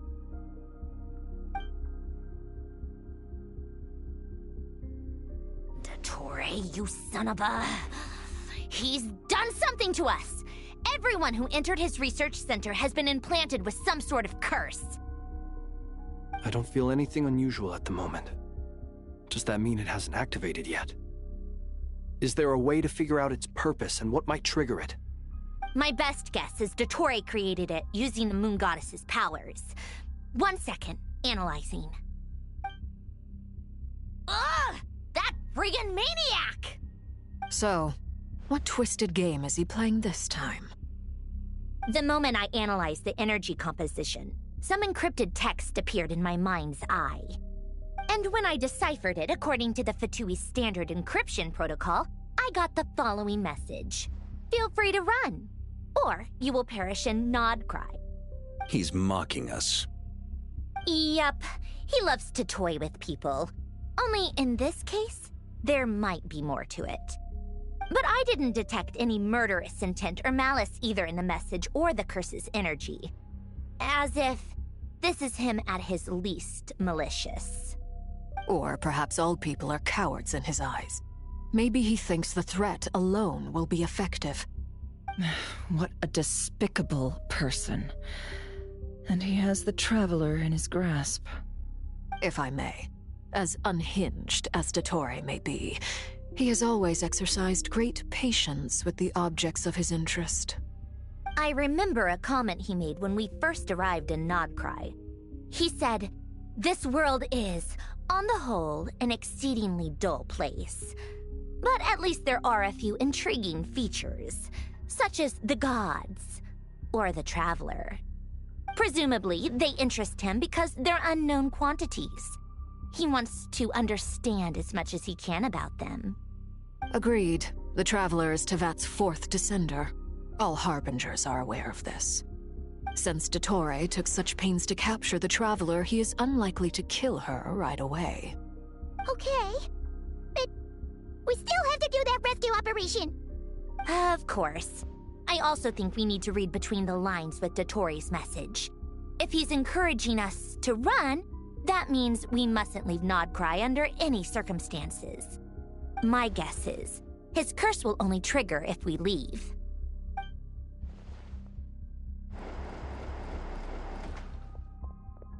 We've discovered multiple energy fields. Albedo is still attempting to analyze their structure. He told me to report back first. Each field is slowly growing, swallowing up more of the surrounding area in the process. And the pace of their expansion has increased since we first examined them. He's probably trying to swallow Nodcry whole. His nefarious ambition knows no bounds. If this continues, the whole of Tevat will be in trouble, not just Nodcry. The loss of Columbina could not have come at a worse time. Do we think she's truly gone for good? She entered the space beyond the Moongate, knowing what became of Rerir and Thalindus.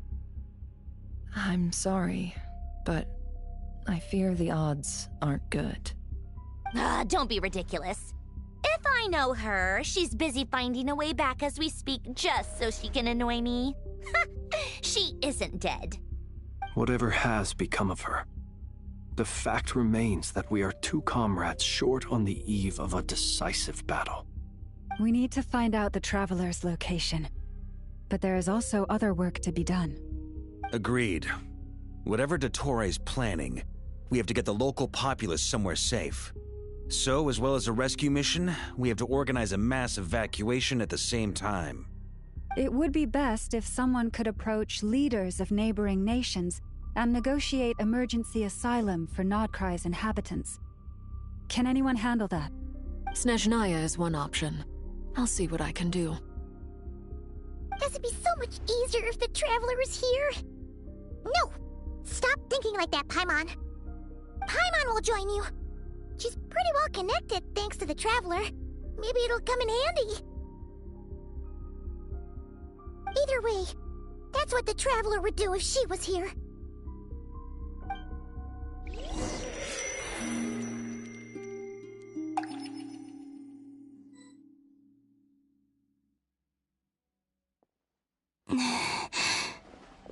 Back here again. That gravitational force that pulled me back. Is this where it came from? When I saw that memory of Moonprayer Night, I think I influenced reality. Was it just a coincidence? Or... if only I could have sent the others some kind of warning on Moonprayer Night. Maybe we could have stopped Dottore. I feel... so heavy. Does entering that space consume a lot of energy? Well, even so, I have to keep moving forward. Back to emptiness and silence again. I should try and find my way back inside that memory.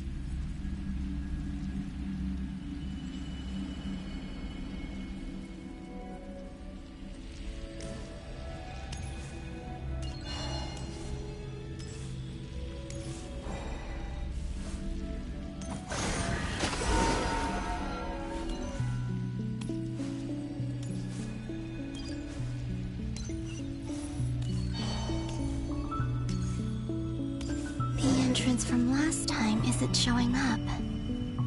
What am I missing? Looks like I need to gather these scattered fragments.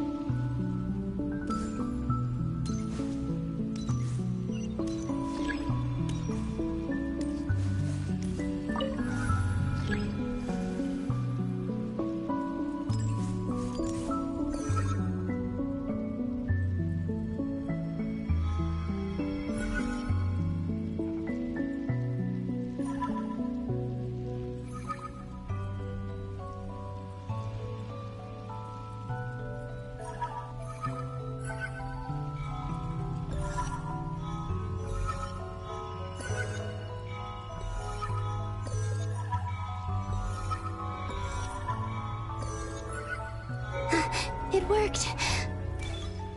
Hopefully I can stay inside for a bit longer this time.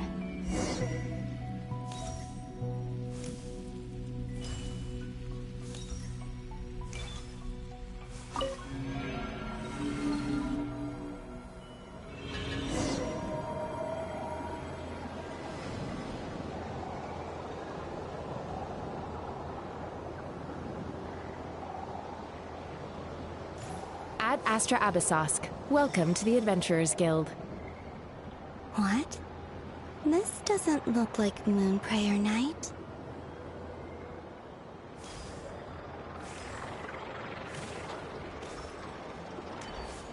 Extra, extra! Latest issue of the Nasha Express!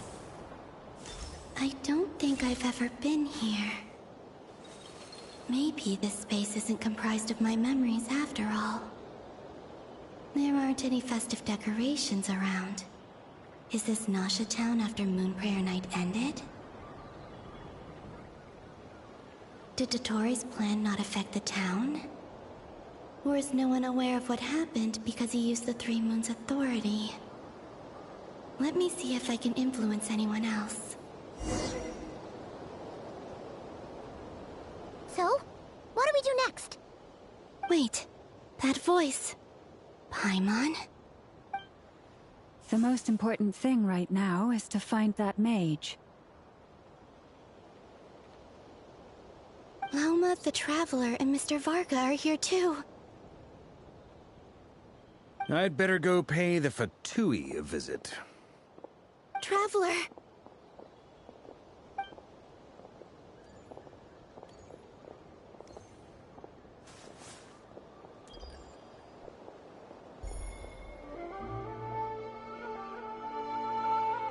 Huh?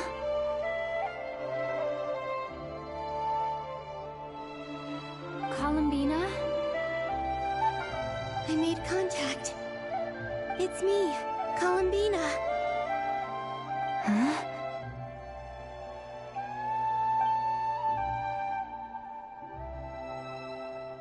Traveler? Let's go! This is no time to be spacing out! Huh? Huh? Wait a moment.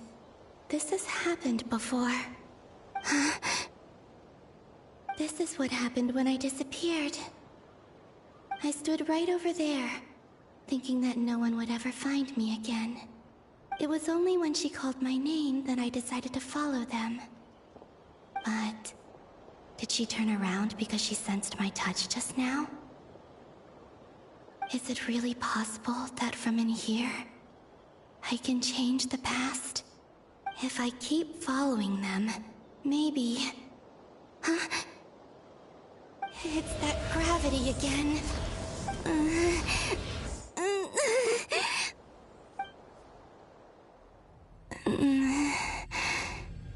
Every time I influence reality within that space, this force intervenes and pulls me back. It's as if it's trying to stop me from leaving.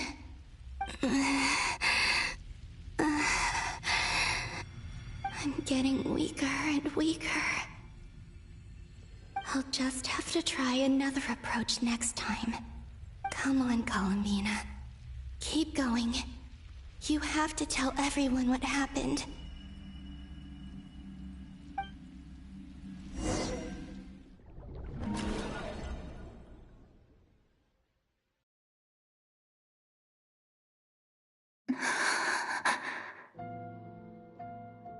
Suddenly, I've been plunged into darkness, alone. It feels strange, as if something has grabbed hold of me. Is Dottore now powerful enough to interfere with space itself? Look at you, standing so still in total silence. I almost didn't recognize you. Hello there, traveler. He seems to be in a good mood. Wait, what's that behind him? Ah, so you noticed. This is the completed Triloom. 2 primordial moon marrows and 1 artificial specimen. You are wary of it. Good. Maintain that reverence. You performed well in that recent battle. Brave and reckless as always. Courage is the sign of a true hero, and impulsiveness is the hallmark of those who strive to advance. I say this not to belittle you. Most creatures are far more timid by comparison. 3 moon marrows. Does that mean the artificial one is now complete too? Well spotted. What do you think? For a replica I built myself, I dare say it looks the part. Dottore, are you planting illusions in my mind? I have no interest in fooling your eyes. On the contrary, I hope to show you the true essence of all that you see before you. Is this not a beautiful city? People live in peace and find joy in their work. The streets are safe. People can even leave their doors unlocked at night. You might say it is the Elysium everyone dreams of. All available data indicates your values and worldview conform with the mainstream. This kind of society should be quite to your taste. False beauty is deceitful. Lies are to no one's taste. I wonder, is it your moral standards that are too high? Or your expectations of reality? Answer me this. If someone existed in a sweet dream from the moment they were born, a dream in which they never once felt pain, which do you think they would consider superior? The dream or the reality?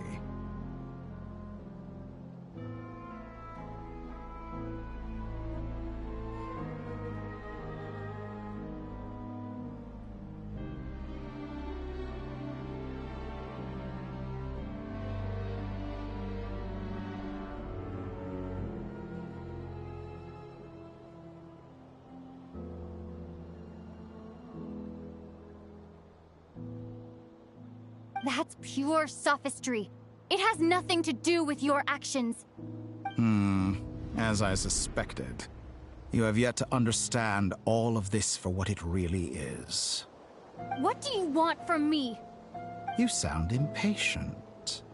Do you think the only reason I'm keeping you is because I want something from you? If it's not, then why haven't you killed me yet? No one can stop you if you're as powerful as a god.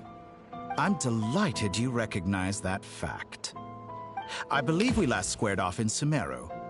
Ah, the memories. How time flies. You and I have both grown. I'm not surprised that Arlecchino and Sandrone worked with you. You've always a way of slowly but surely ingratiating yourself with all levels of society. People laud you as a hero, but I suspect there's more to it than that. Oh, but to be clear, I don't say that to flatter you. Do you always give your opponent an appraisal before you deal the final blow? Call it a long-time habit. I'm a researcher, and one of my duties is to give an objective assessment of my subjects. But you misunderstand. We are not opponents. Not at this moment. I just want to talk. Think back to Tartaglia, Arlecchino, Capitano, Columbina, and now even Sandrone.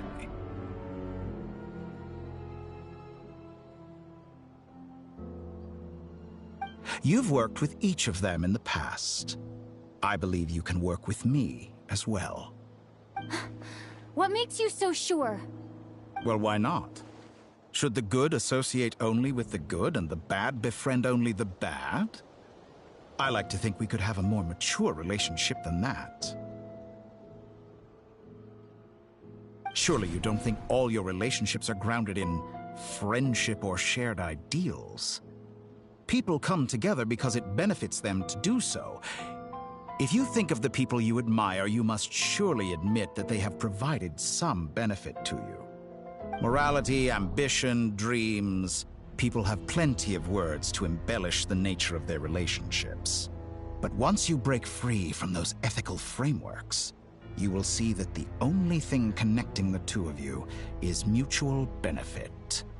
And that is what I'd like to talk to you about. We're finally getting into it. He's probably been planning to kidnap me for a long time now. But for what exactly? He has the authority of all 3 moons. I won't be able to gain the upper hand in a fight. Best if I pretend that I'm willing to negotiate for now. You say you're a god, but you also speak of mutual benefit. What could a god want that the 3 moons cannot provide?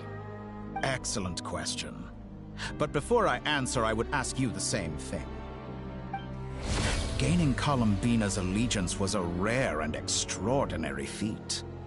But the Moon Marrows are now in my hands, and I have the edge over her. For this artificial moon is not being rejected by Tevat. Her identity and lineage may have been a thing of glory in the old world, but they were also shackles that prevented her from ever integrating into Tevat.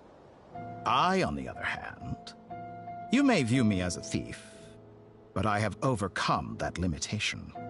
So what is it that the 3 moons cannot grant you? What stops you from negotiating with me to get what you want? I don't make deals with lying psychopaths. That's quite an accusation. Are you expecting me to get angry with you? Well, this is one aspect in which my personal growth has served me well. In the past, my less mature self might have been disappointed, perhaps even angry, over a small setback like this. Like when you and Lesser Lord Kusanali joined forces to oppose me, for example. But things are different now. Just as the rich do not quibble with the poor, I no longer find myself perturbed by these trivial affairs. Human relationships end with conflicts of emotions and interests. But relations between humans and gods are different. And ours is even more unique. I have ascended to the highest heights and laid claim to unprecedented horizons. And you were no ordinary person to begin with.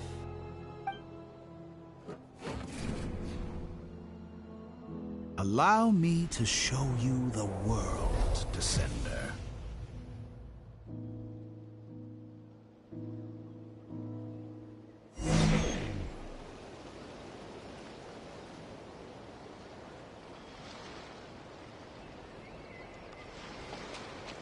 To stand, walk, jump, sit, and lie down.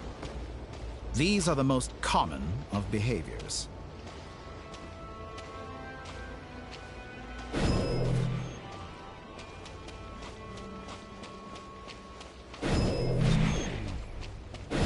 Have you ever wondered why we were born following such laws?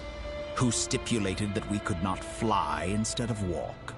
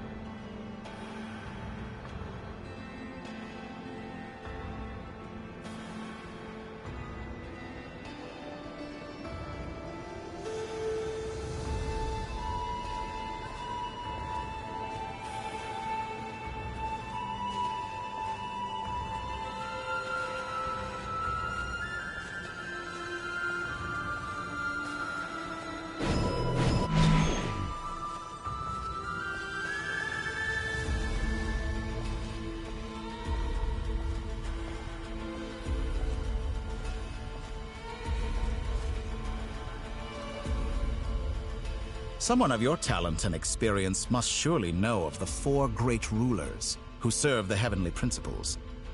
They govern life, death, time, and space. One wounded by a blade will die from blood loss or infection, and one who falls into a lake will drown in agony. The elderly wallow in solitude, and the solitary age faster. Eventually, new life is born, only to embark on the same path of suffering. These 4 divisions anchor the world and shackle those who live in it. But they themselves transcend its boundaries, squandering the power bestowed by the heavens. All who live yearn for equality, but unless the gods prostrate themselves and profess that they are mere servants of the living, equality can never exist. Who makes the rules we must live by? Who has the right to restrict us? The limits of the body can be rejected.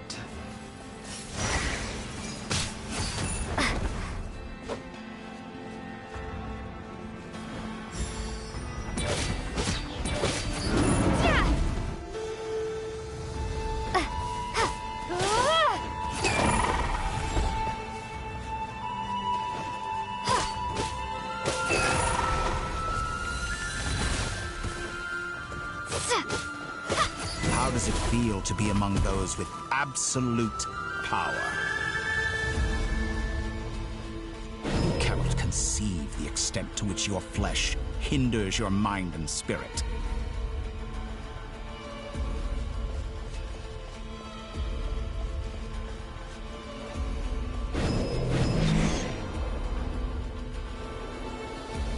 Only by discarding our useless, primitive eyes can we perceive a new world. How narrow-minded we all were in the past. Why should the final answer of the world not be the power that predates those of life, death, time, and space? The power of the Trilune. Through it, I have glimpsed new experimental possibilities. Nature suppressed, authority exiled, souls controlled.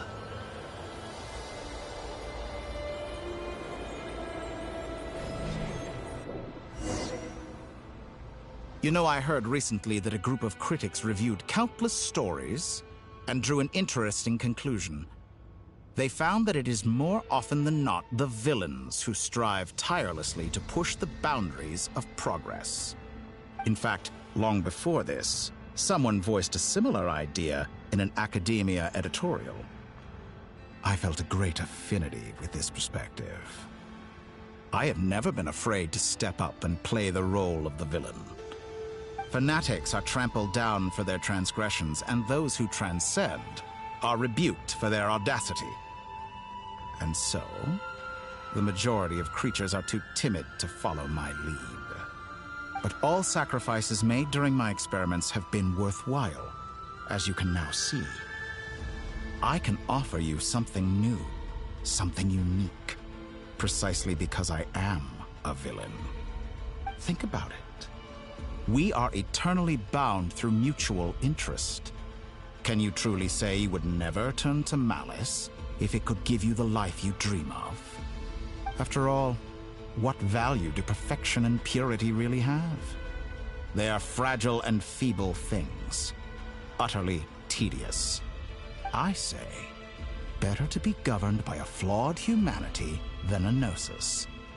The true seeker of knowledge is the villain who undergoes countless tribulations in pursuit of their goal.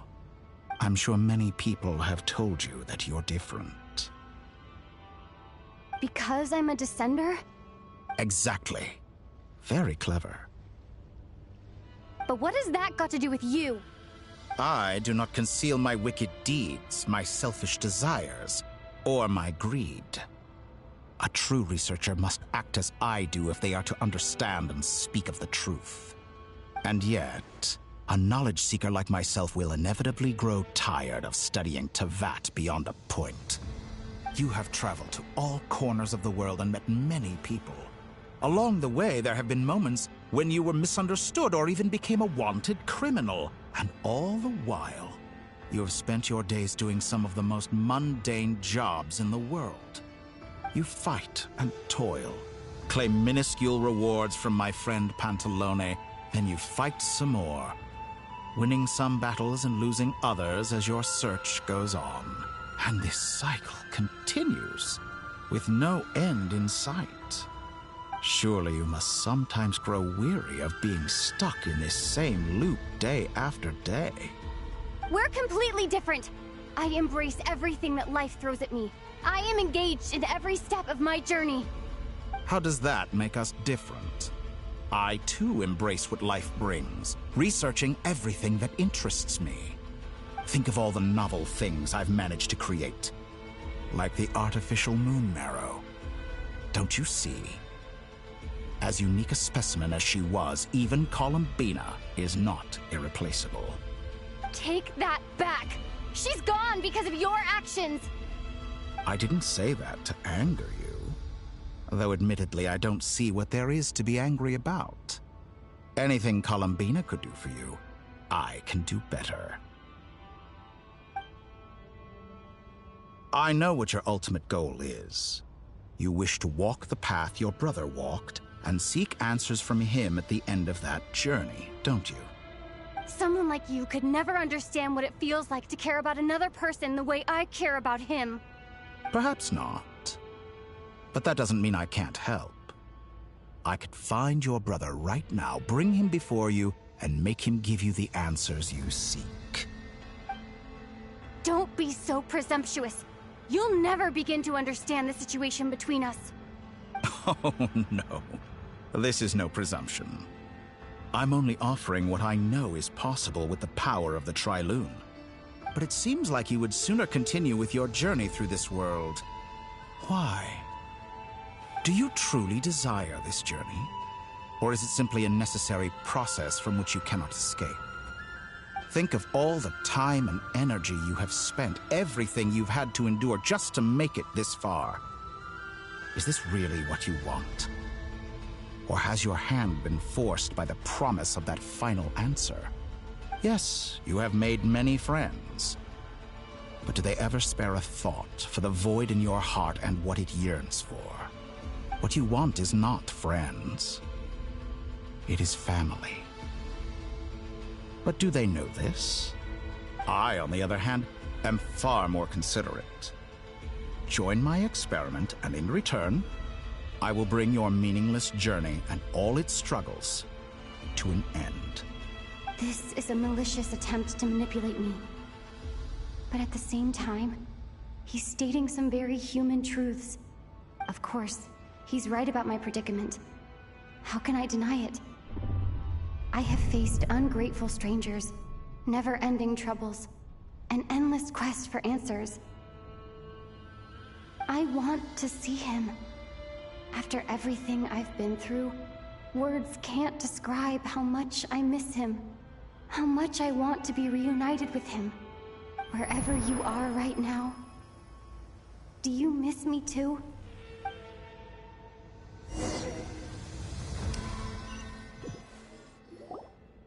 All right, everyone. Our next mission is clear. We need to contact all the major organizations, explain the situation to the public, and then begin the evacuation. The residents of Not Cry are quite dispersed. The two most populated areas are the Southern Isles and Pyramida. Miss Lauma, I will leave Hisi Island and Nasha Town in your hands. I will liaise with the Fatui and Pyramida. Agreed. We will reach out to Natlan and Snezhnaya. Anyone found north of the Experimental Design Bureau should follow the Fatui to Snezhnaya. As for those dwelling south of that line, I will ask the Voynich Guild to help persuade them to leave. Then I, Mr. Varka, and the Frostmoon Scions will escort them to Natlan. The Voynich Guild has dealings with the Curatorium of Secrets. I will send them a letter vouching for your credibility. Yehoda, you should help Lauma.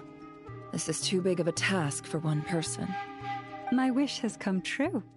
You're willingly lending me your most capable employee for the day.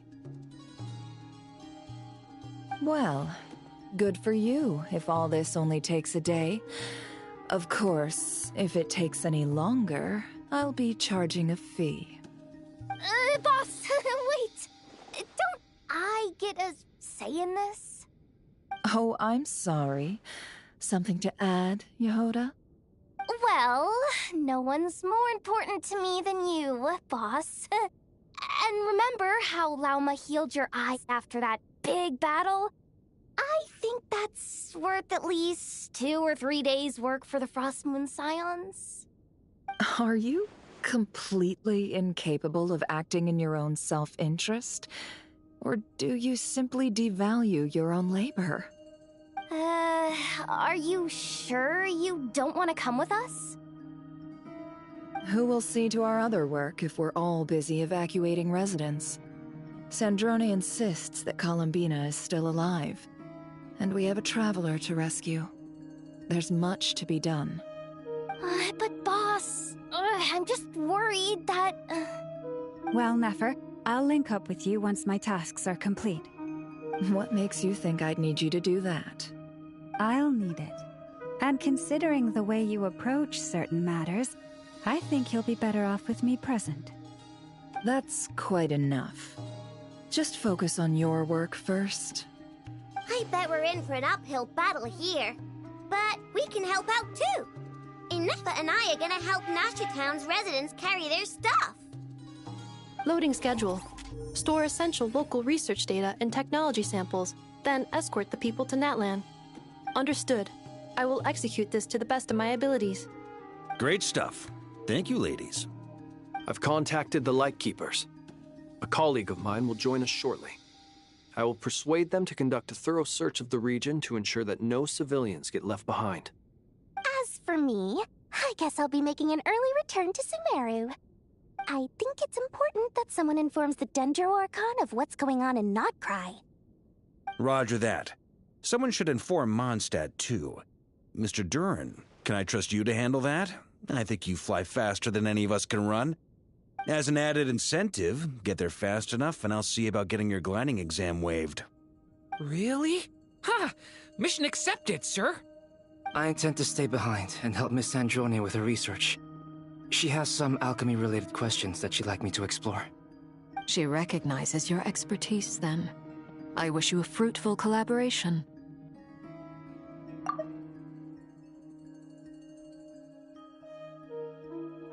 Thank you. In truth, I was surprised to hear her express an interest in subject matter outside of machines. I believe she has been investigating some Fontanian technology recently. She made a point of bringing the relevant materials with her when she left the Experimental Design Bureau. She's sorting through everything in her room as we speak. I should mention that we have one other friend who isn't present. He hasn't made his position in all of this clear. But if we know anything about him, he's likely investigating on his own. Paimon's been very quiet today. But I know how close she and the Traveler are with the Natlanese. She should come with us to the border. Okay. Paimon will do her best. Make sure to heed Sandrone's warning. Many of us have been cursed by Dottore. As such, under no circumstances should anyone cross national borders. Remain within Notcry. That aside, personally, I have faith in Columbina. Things look grim, sure, but who knows how it'll play out. Same goes for rescuing the Traveler. Both of them are important allies and friends. We'll be counting on you to gather intel on them, Miss Nefer. Ah, wonderful. You're all here.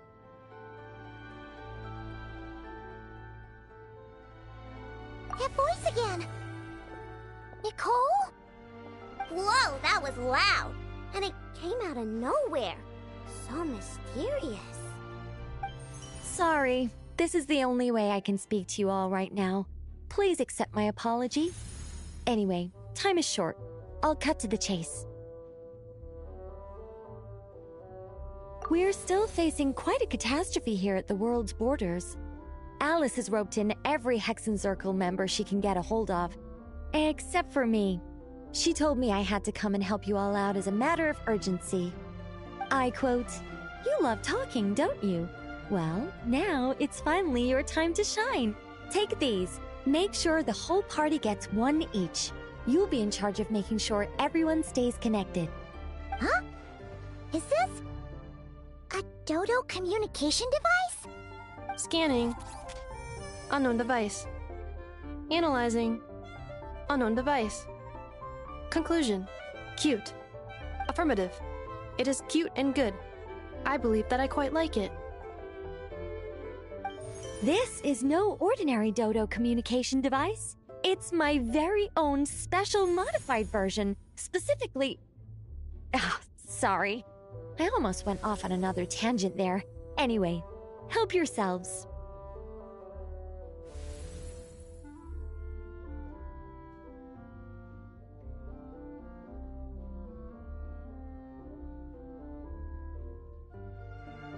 It will allow us to communicate over long distances within Nodcry. No more worrying about shuttling messages back and forth. What astounding technology. Am I right in assuming that it relies on your personal abilities to function, Miss Nicole? Yes, exactly. Right on cue, Albedo. Ah, I'd love to brag to you all about how it all works. But no, next time. Anyway, I'll be right with you all, serving as a communication hub. That's all from me. Head off as soon as you're ready. I'll be staying here to keep watch, and I'll be sending you my blessings.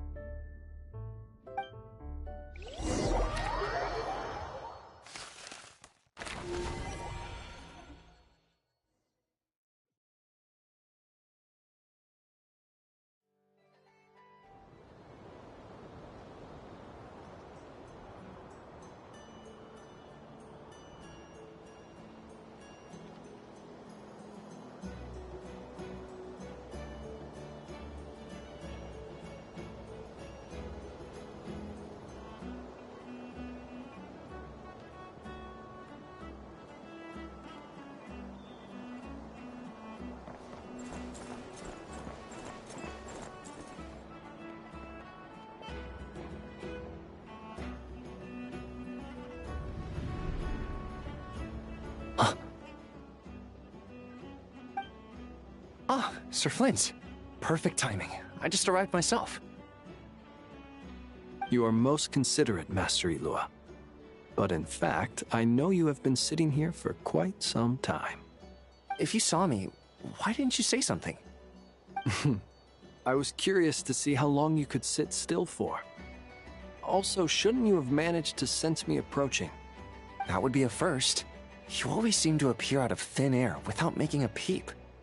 Also, how many times do I have to tell you not to address me as master? I don't qualify. I beg to differ. Why should a young man so well versed in social graces as yourself not be worthy of that title? Please, Lord Flint's...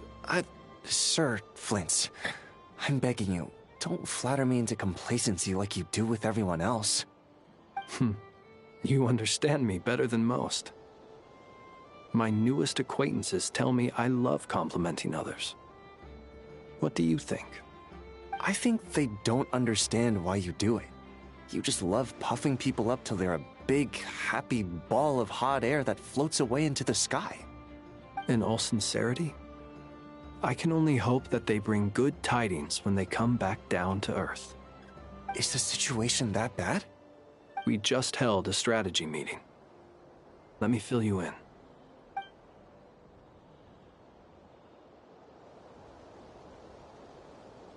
In short, we need everyone gone from Pyramida.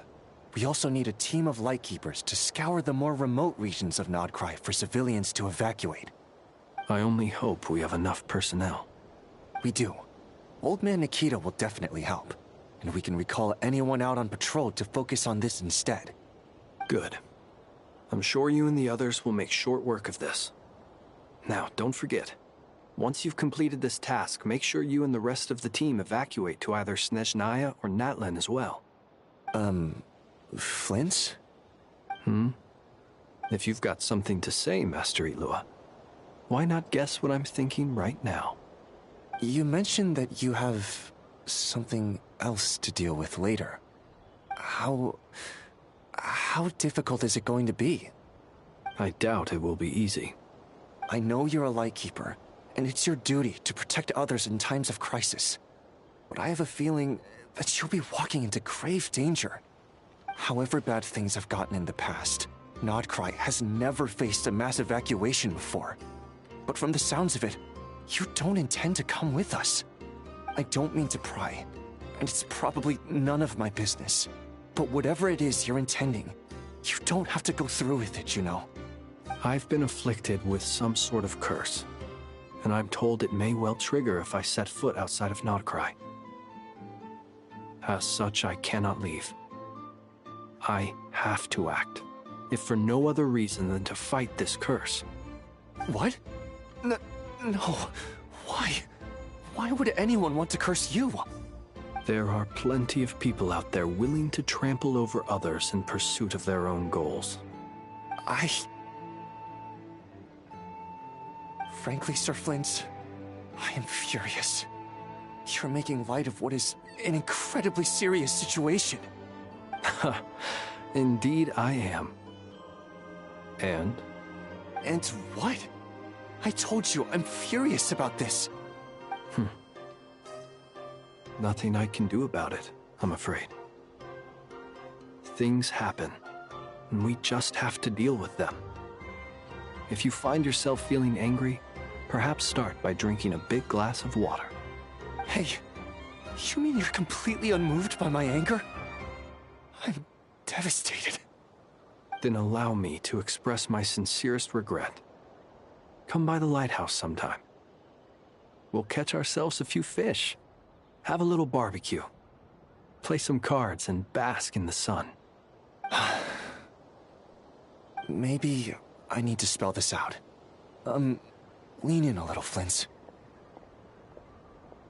Oh my, this doesn't bode well. Word is that you were caught up in a real horror show recently. People were amazed that you returned safe and sound. They've been debating whether you're even human. I've returned safe and sound from plenty of crises. When you say people, do you mean other people, or do you just mean you? Fine. I'll be frank. You're not human, are you? Heavens. Now that's a horrifying thought. You know what? Forget it. We'll revisit this once it's all over. A sound plan. Albeit a little ominous sounding. Just promise me you'll come back in one piece, all right? For you, Master Ilua. How could I refuse? Also, please pass my regards on to our colleagues. Tell them, thank you all for your assistance. Please put safety first as you proceed with the operation.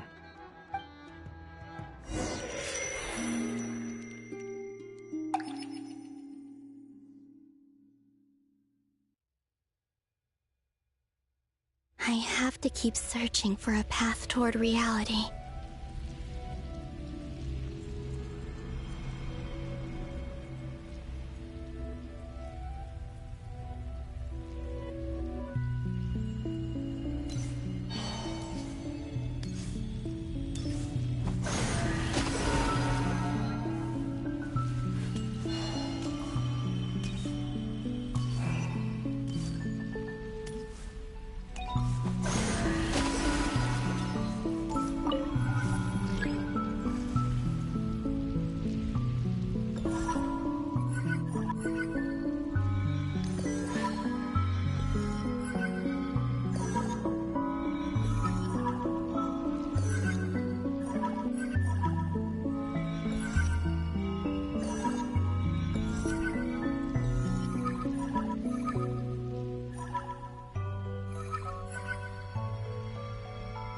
This should do it. The last 2 times I tried to influence reality in this space, it consumed a lot of Kuvaki. I'll try and be more careful this time. I need to leave key clues behind using less power. I hope everyone still remembers what I said on Moon Prayer Night.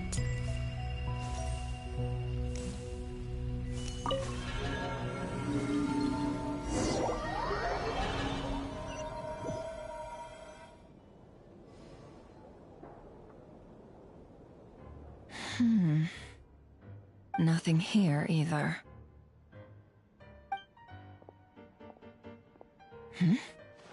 Flints? Ah, Miss Nefer. What are you doing here? Unless... I just spoke with Itlua about arrangements for the search and came for a walk nearby. As for you, why would... Huh. It appears we think along similar lines. And neither of us likes to accept things at face value. As well as figuring out how to gather intel on the Traveler, I wanted to confirm some of my own suspicions. Also, we'll need to bring a lot of force to bear against Ettore, even if we're only looking to rescue the Traveler. We can't leave anything to chance. You don't think Columbina perished either, do you? I'm merely considering the possibility that she survived, just as you are. How much can we really know about a deity like her anyway? Do you remember what she said on Moon Prayer Night? About using moonlight to send messages to us? Of course. I think that's why we're both here. Where have you checked so far? I've been focusing on the outdoors. Anywhere the moonlight shines. I checked most of Nasha Town, but didn't find anything. I checked the Curatorium of Secrets, and a few rooms where I thought I might find some leads. But no luck here either. The only places I haven't looked yet are the rooms in the flagship. But process of elimination isn't the only thing that brought me here. Oh, really? What's your other reason? After all that build-up, our mystery ally never showed up even once!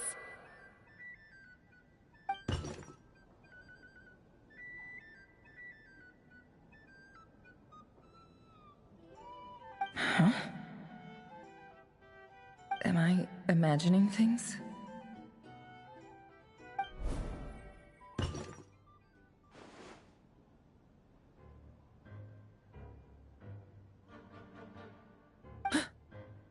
Come on, let's see what's going on. Oh no. I knocked over a vase as soon as I came in. It must have been caused by a Kuvaki fluctuation when I entered the space. Although, it seems like I'm not about to be pulled away this time. It looks like as long as I'm careful with my actions, it doesn't count as influencing reality. Anyway, is this the flagship? The Traveler mentioned that's where she was staying. I only went into the lobby last time, so I've never actually been here before. How does this space work? If nothing else, I can now be sure that it is not simply memory. She mentioned where her room was. I think it's... this one.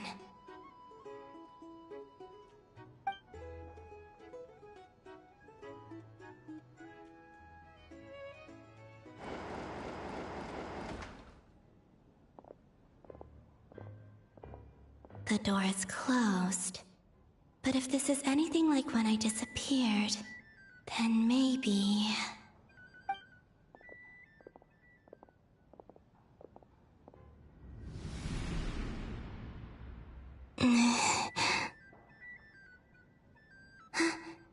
I'm in. She and Paimon aren't here at the moment. I hope she's okay.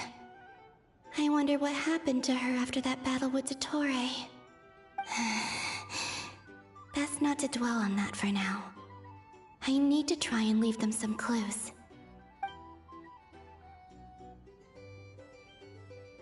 Please, Traveler. I really hope you find this.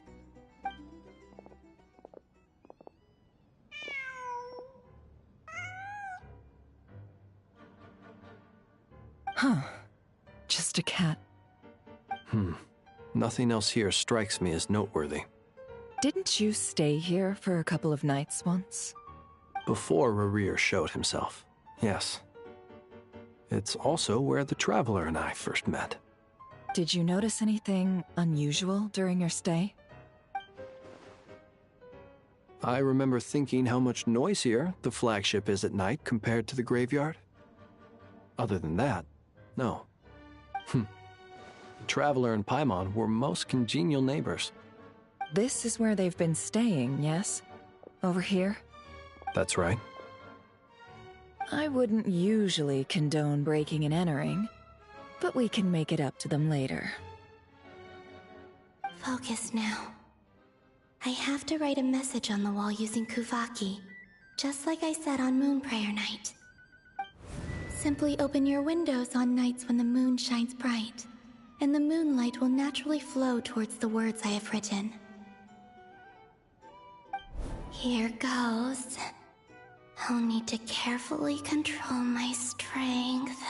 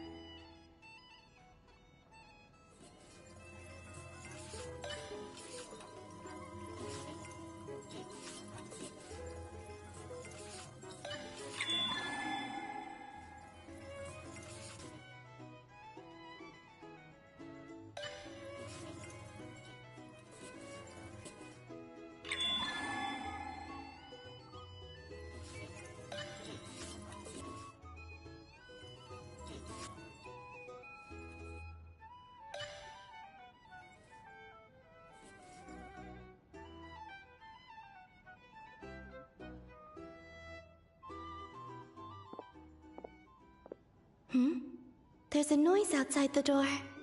Is she back?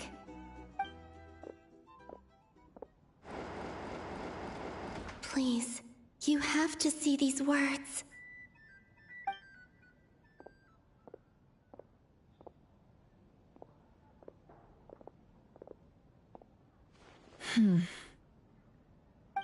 Well, do you sense anything? Unfortunately, no.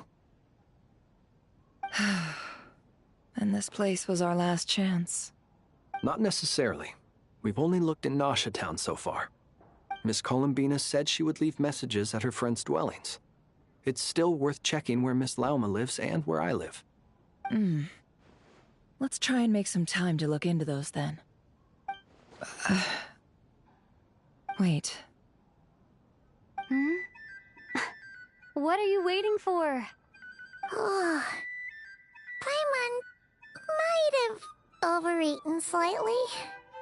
What's that look for? This is a victory feast. It's normal to eat a little more than usual. The Traveler and Paimon. It's really you. But why are they talking about a victory feast? Huh. You worried Paimon's sick while you were out there fighting Rare. So this is your chance to make it up to her, alright? Wait.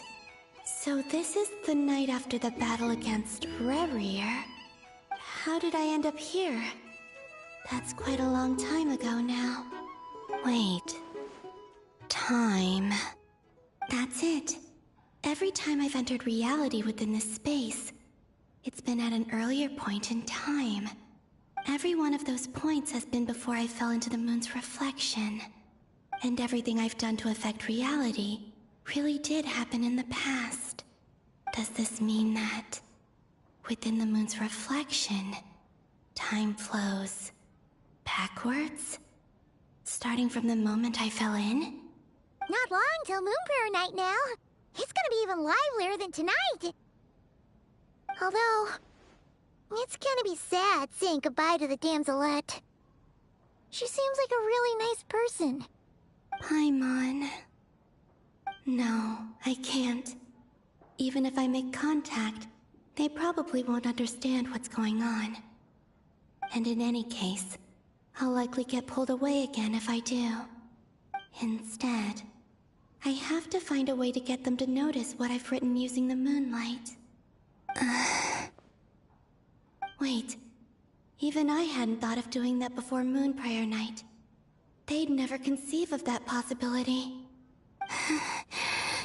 Is there truly no other way? Don't lose heart. We'll find a way somehow. Huh? Oh, you say that, but the Frost Moon is beyond the fall sky. If we wanted to go visit her, how would we make it through to the other side? We might not have all the answers now, but I'm sure we'll find a way one day. Huh. Guess someone's gotta be the optimist. The present. The future. That's right. There are still things I can do. What's your plan? Flint's, when you were staying next door, did you ever open the window? No.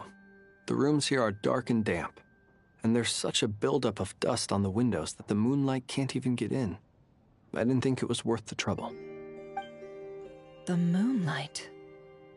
Ah, I think I see where you're going. One moment. I'll see if the owner is available. Don't bother. Time is of the essence.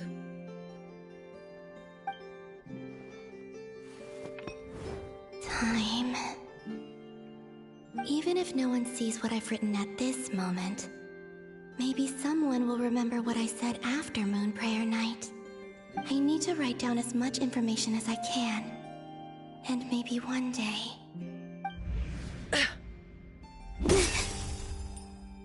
Huh? What's up with you? You can't even hold your cup steady. Are you getting tired? A little. Well, you should probably hit the hay then. You've had a really tough couple of days for you.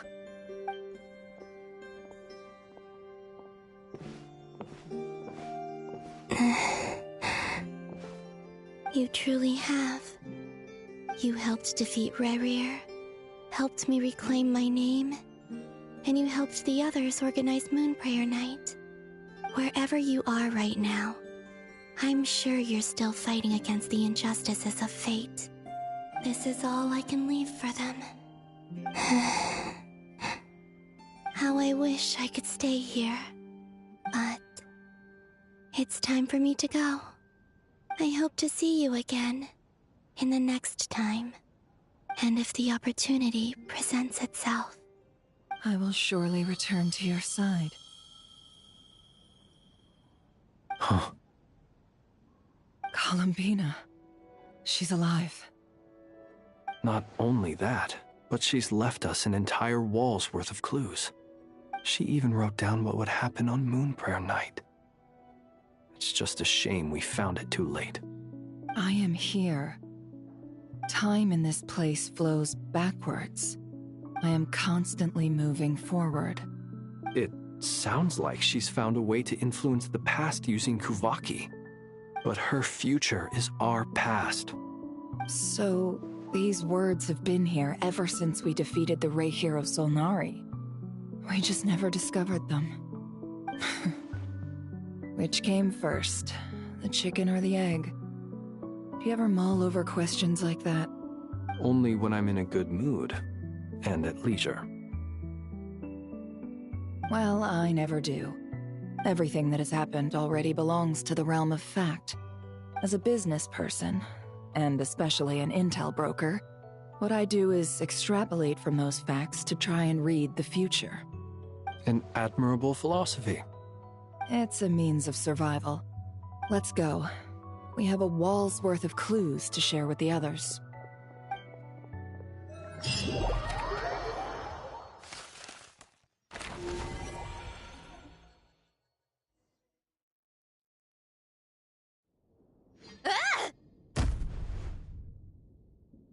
It appears that the doctor's energy signature has changed to something similar to Kuvaki, but not like the Kuvaki we're used to.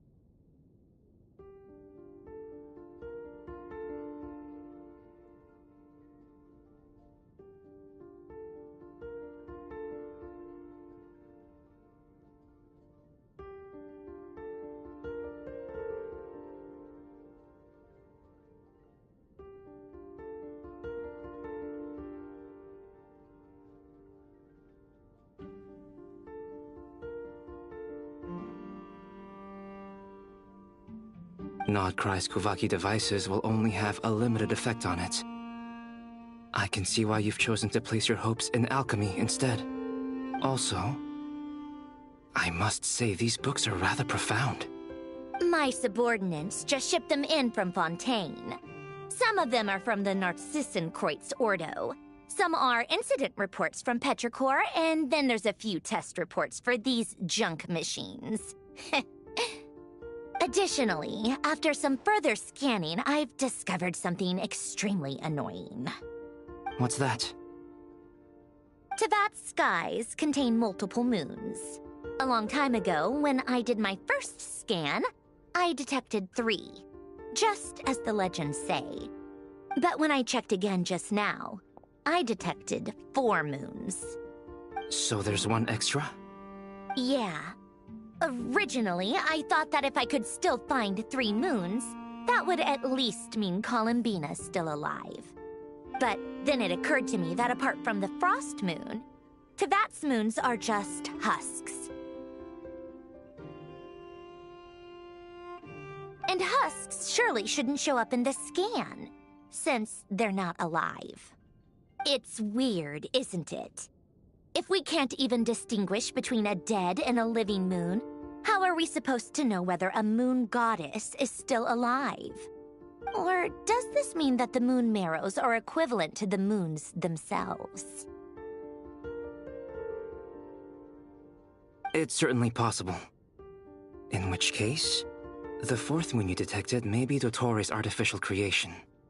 So he wasn't bluffing. He really built his own moon marrow. Ugh!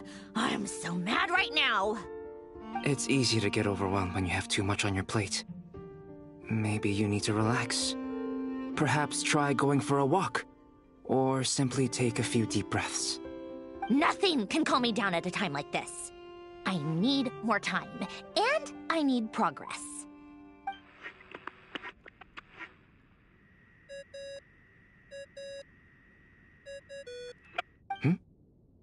It's Mr. Flynn's. I really hate that ringing tone. Ugh. First the 4 orthants of the Narcissenkreuz, then moon marrows. Now what? Oh, sorry if we're disturbing you. Might I ask what's troubling you? What do you want? We're busy. Are you still at the Curatorium of Secrets? Yeah.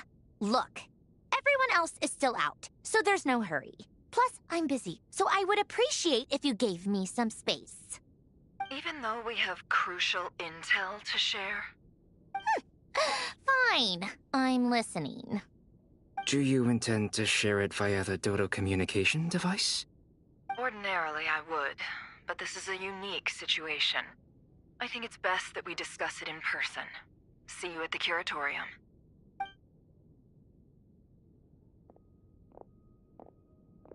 All right, then. So, what's the situation? The rest of the team is still out working on their missions and evacuations, but we've decided to fill you in on the most crucial information first. Sandrone, you were right. Columbina is most likely still alive.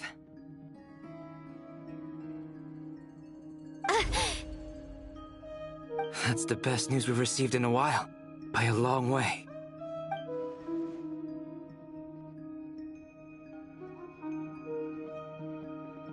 Random locations. Appearing in reverse order? Are you serious? So not dying isn't enough for the moon goddess, huh? She has to show off too. Anyway, does this mean we can deduce her condition from the moon marrows? Miss Sandrone, there's nothing wrong with simply admitting that you're happy to hear the good news. I'm not. And she's the least of our problems. We're facing a huge crisis. If she can't control the flow of time in there, she's just gonna keep moving backwards. Different points in time won't intersect, and she'll never find a way out.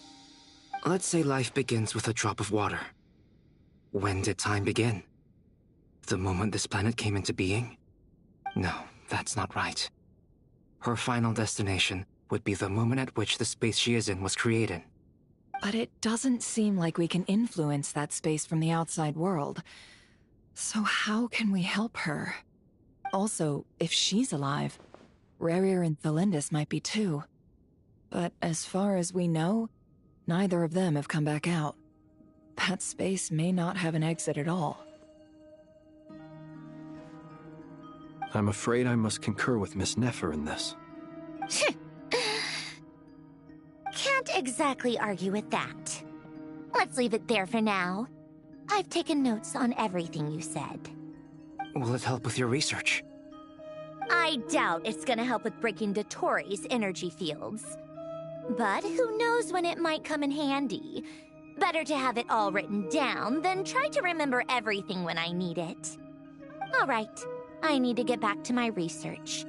Mr. Albedo has made a lot of suggestions that will require my undivided attention. Sure, I'll stay here. I have things to work on.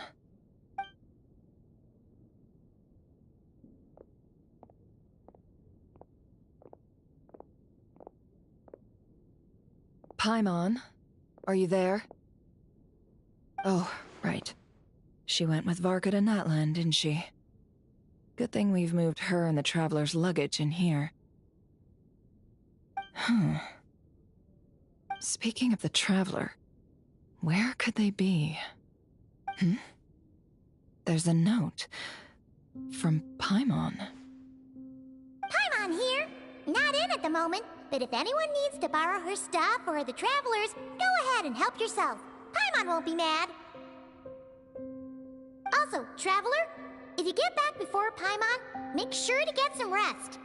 Paimon misses you a lot, but put your health first, all right? How sweet. Well, since you offered, Paimon, don't mind if I do. This is the Traveler and Paimon's luggage. All the items they use day to day are here. It's well organized. I wonder which of them is responsible for that. What do we have here?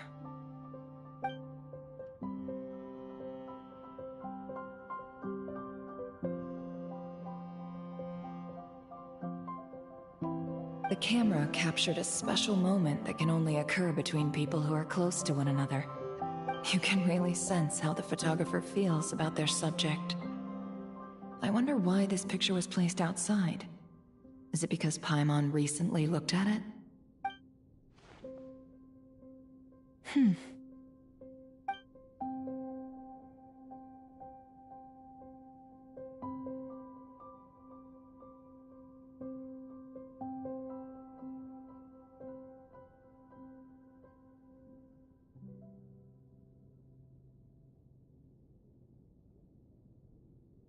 This must belong to the Traveler. Perfect. I'll use this. Hang in there. We'll find you.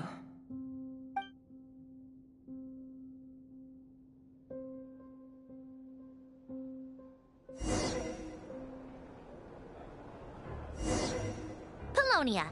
Search keyword world formula and bring me all relevant books.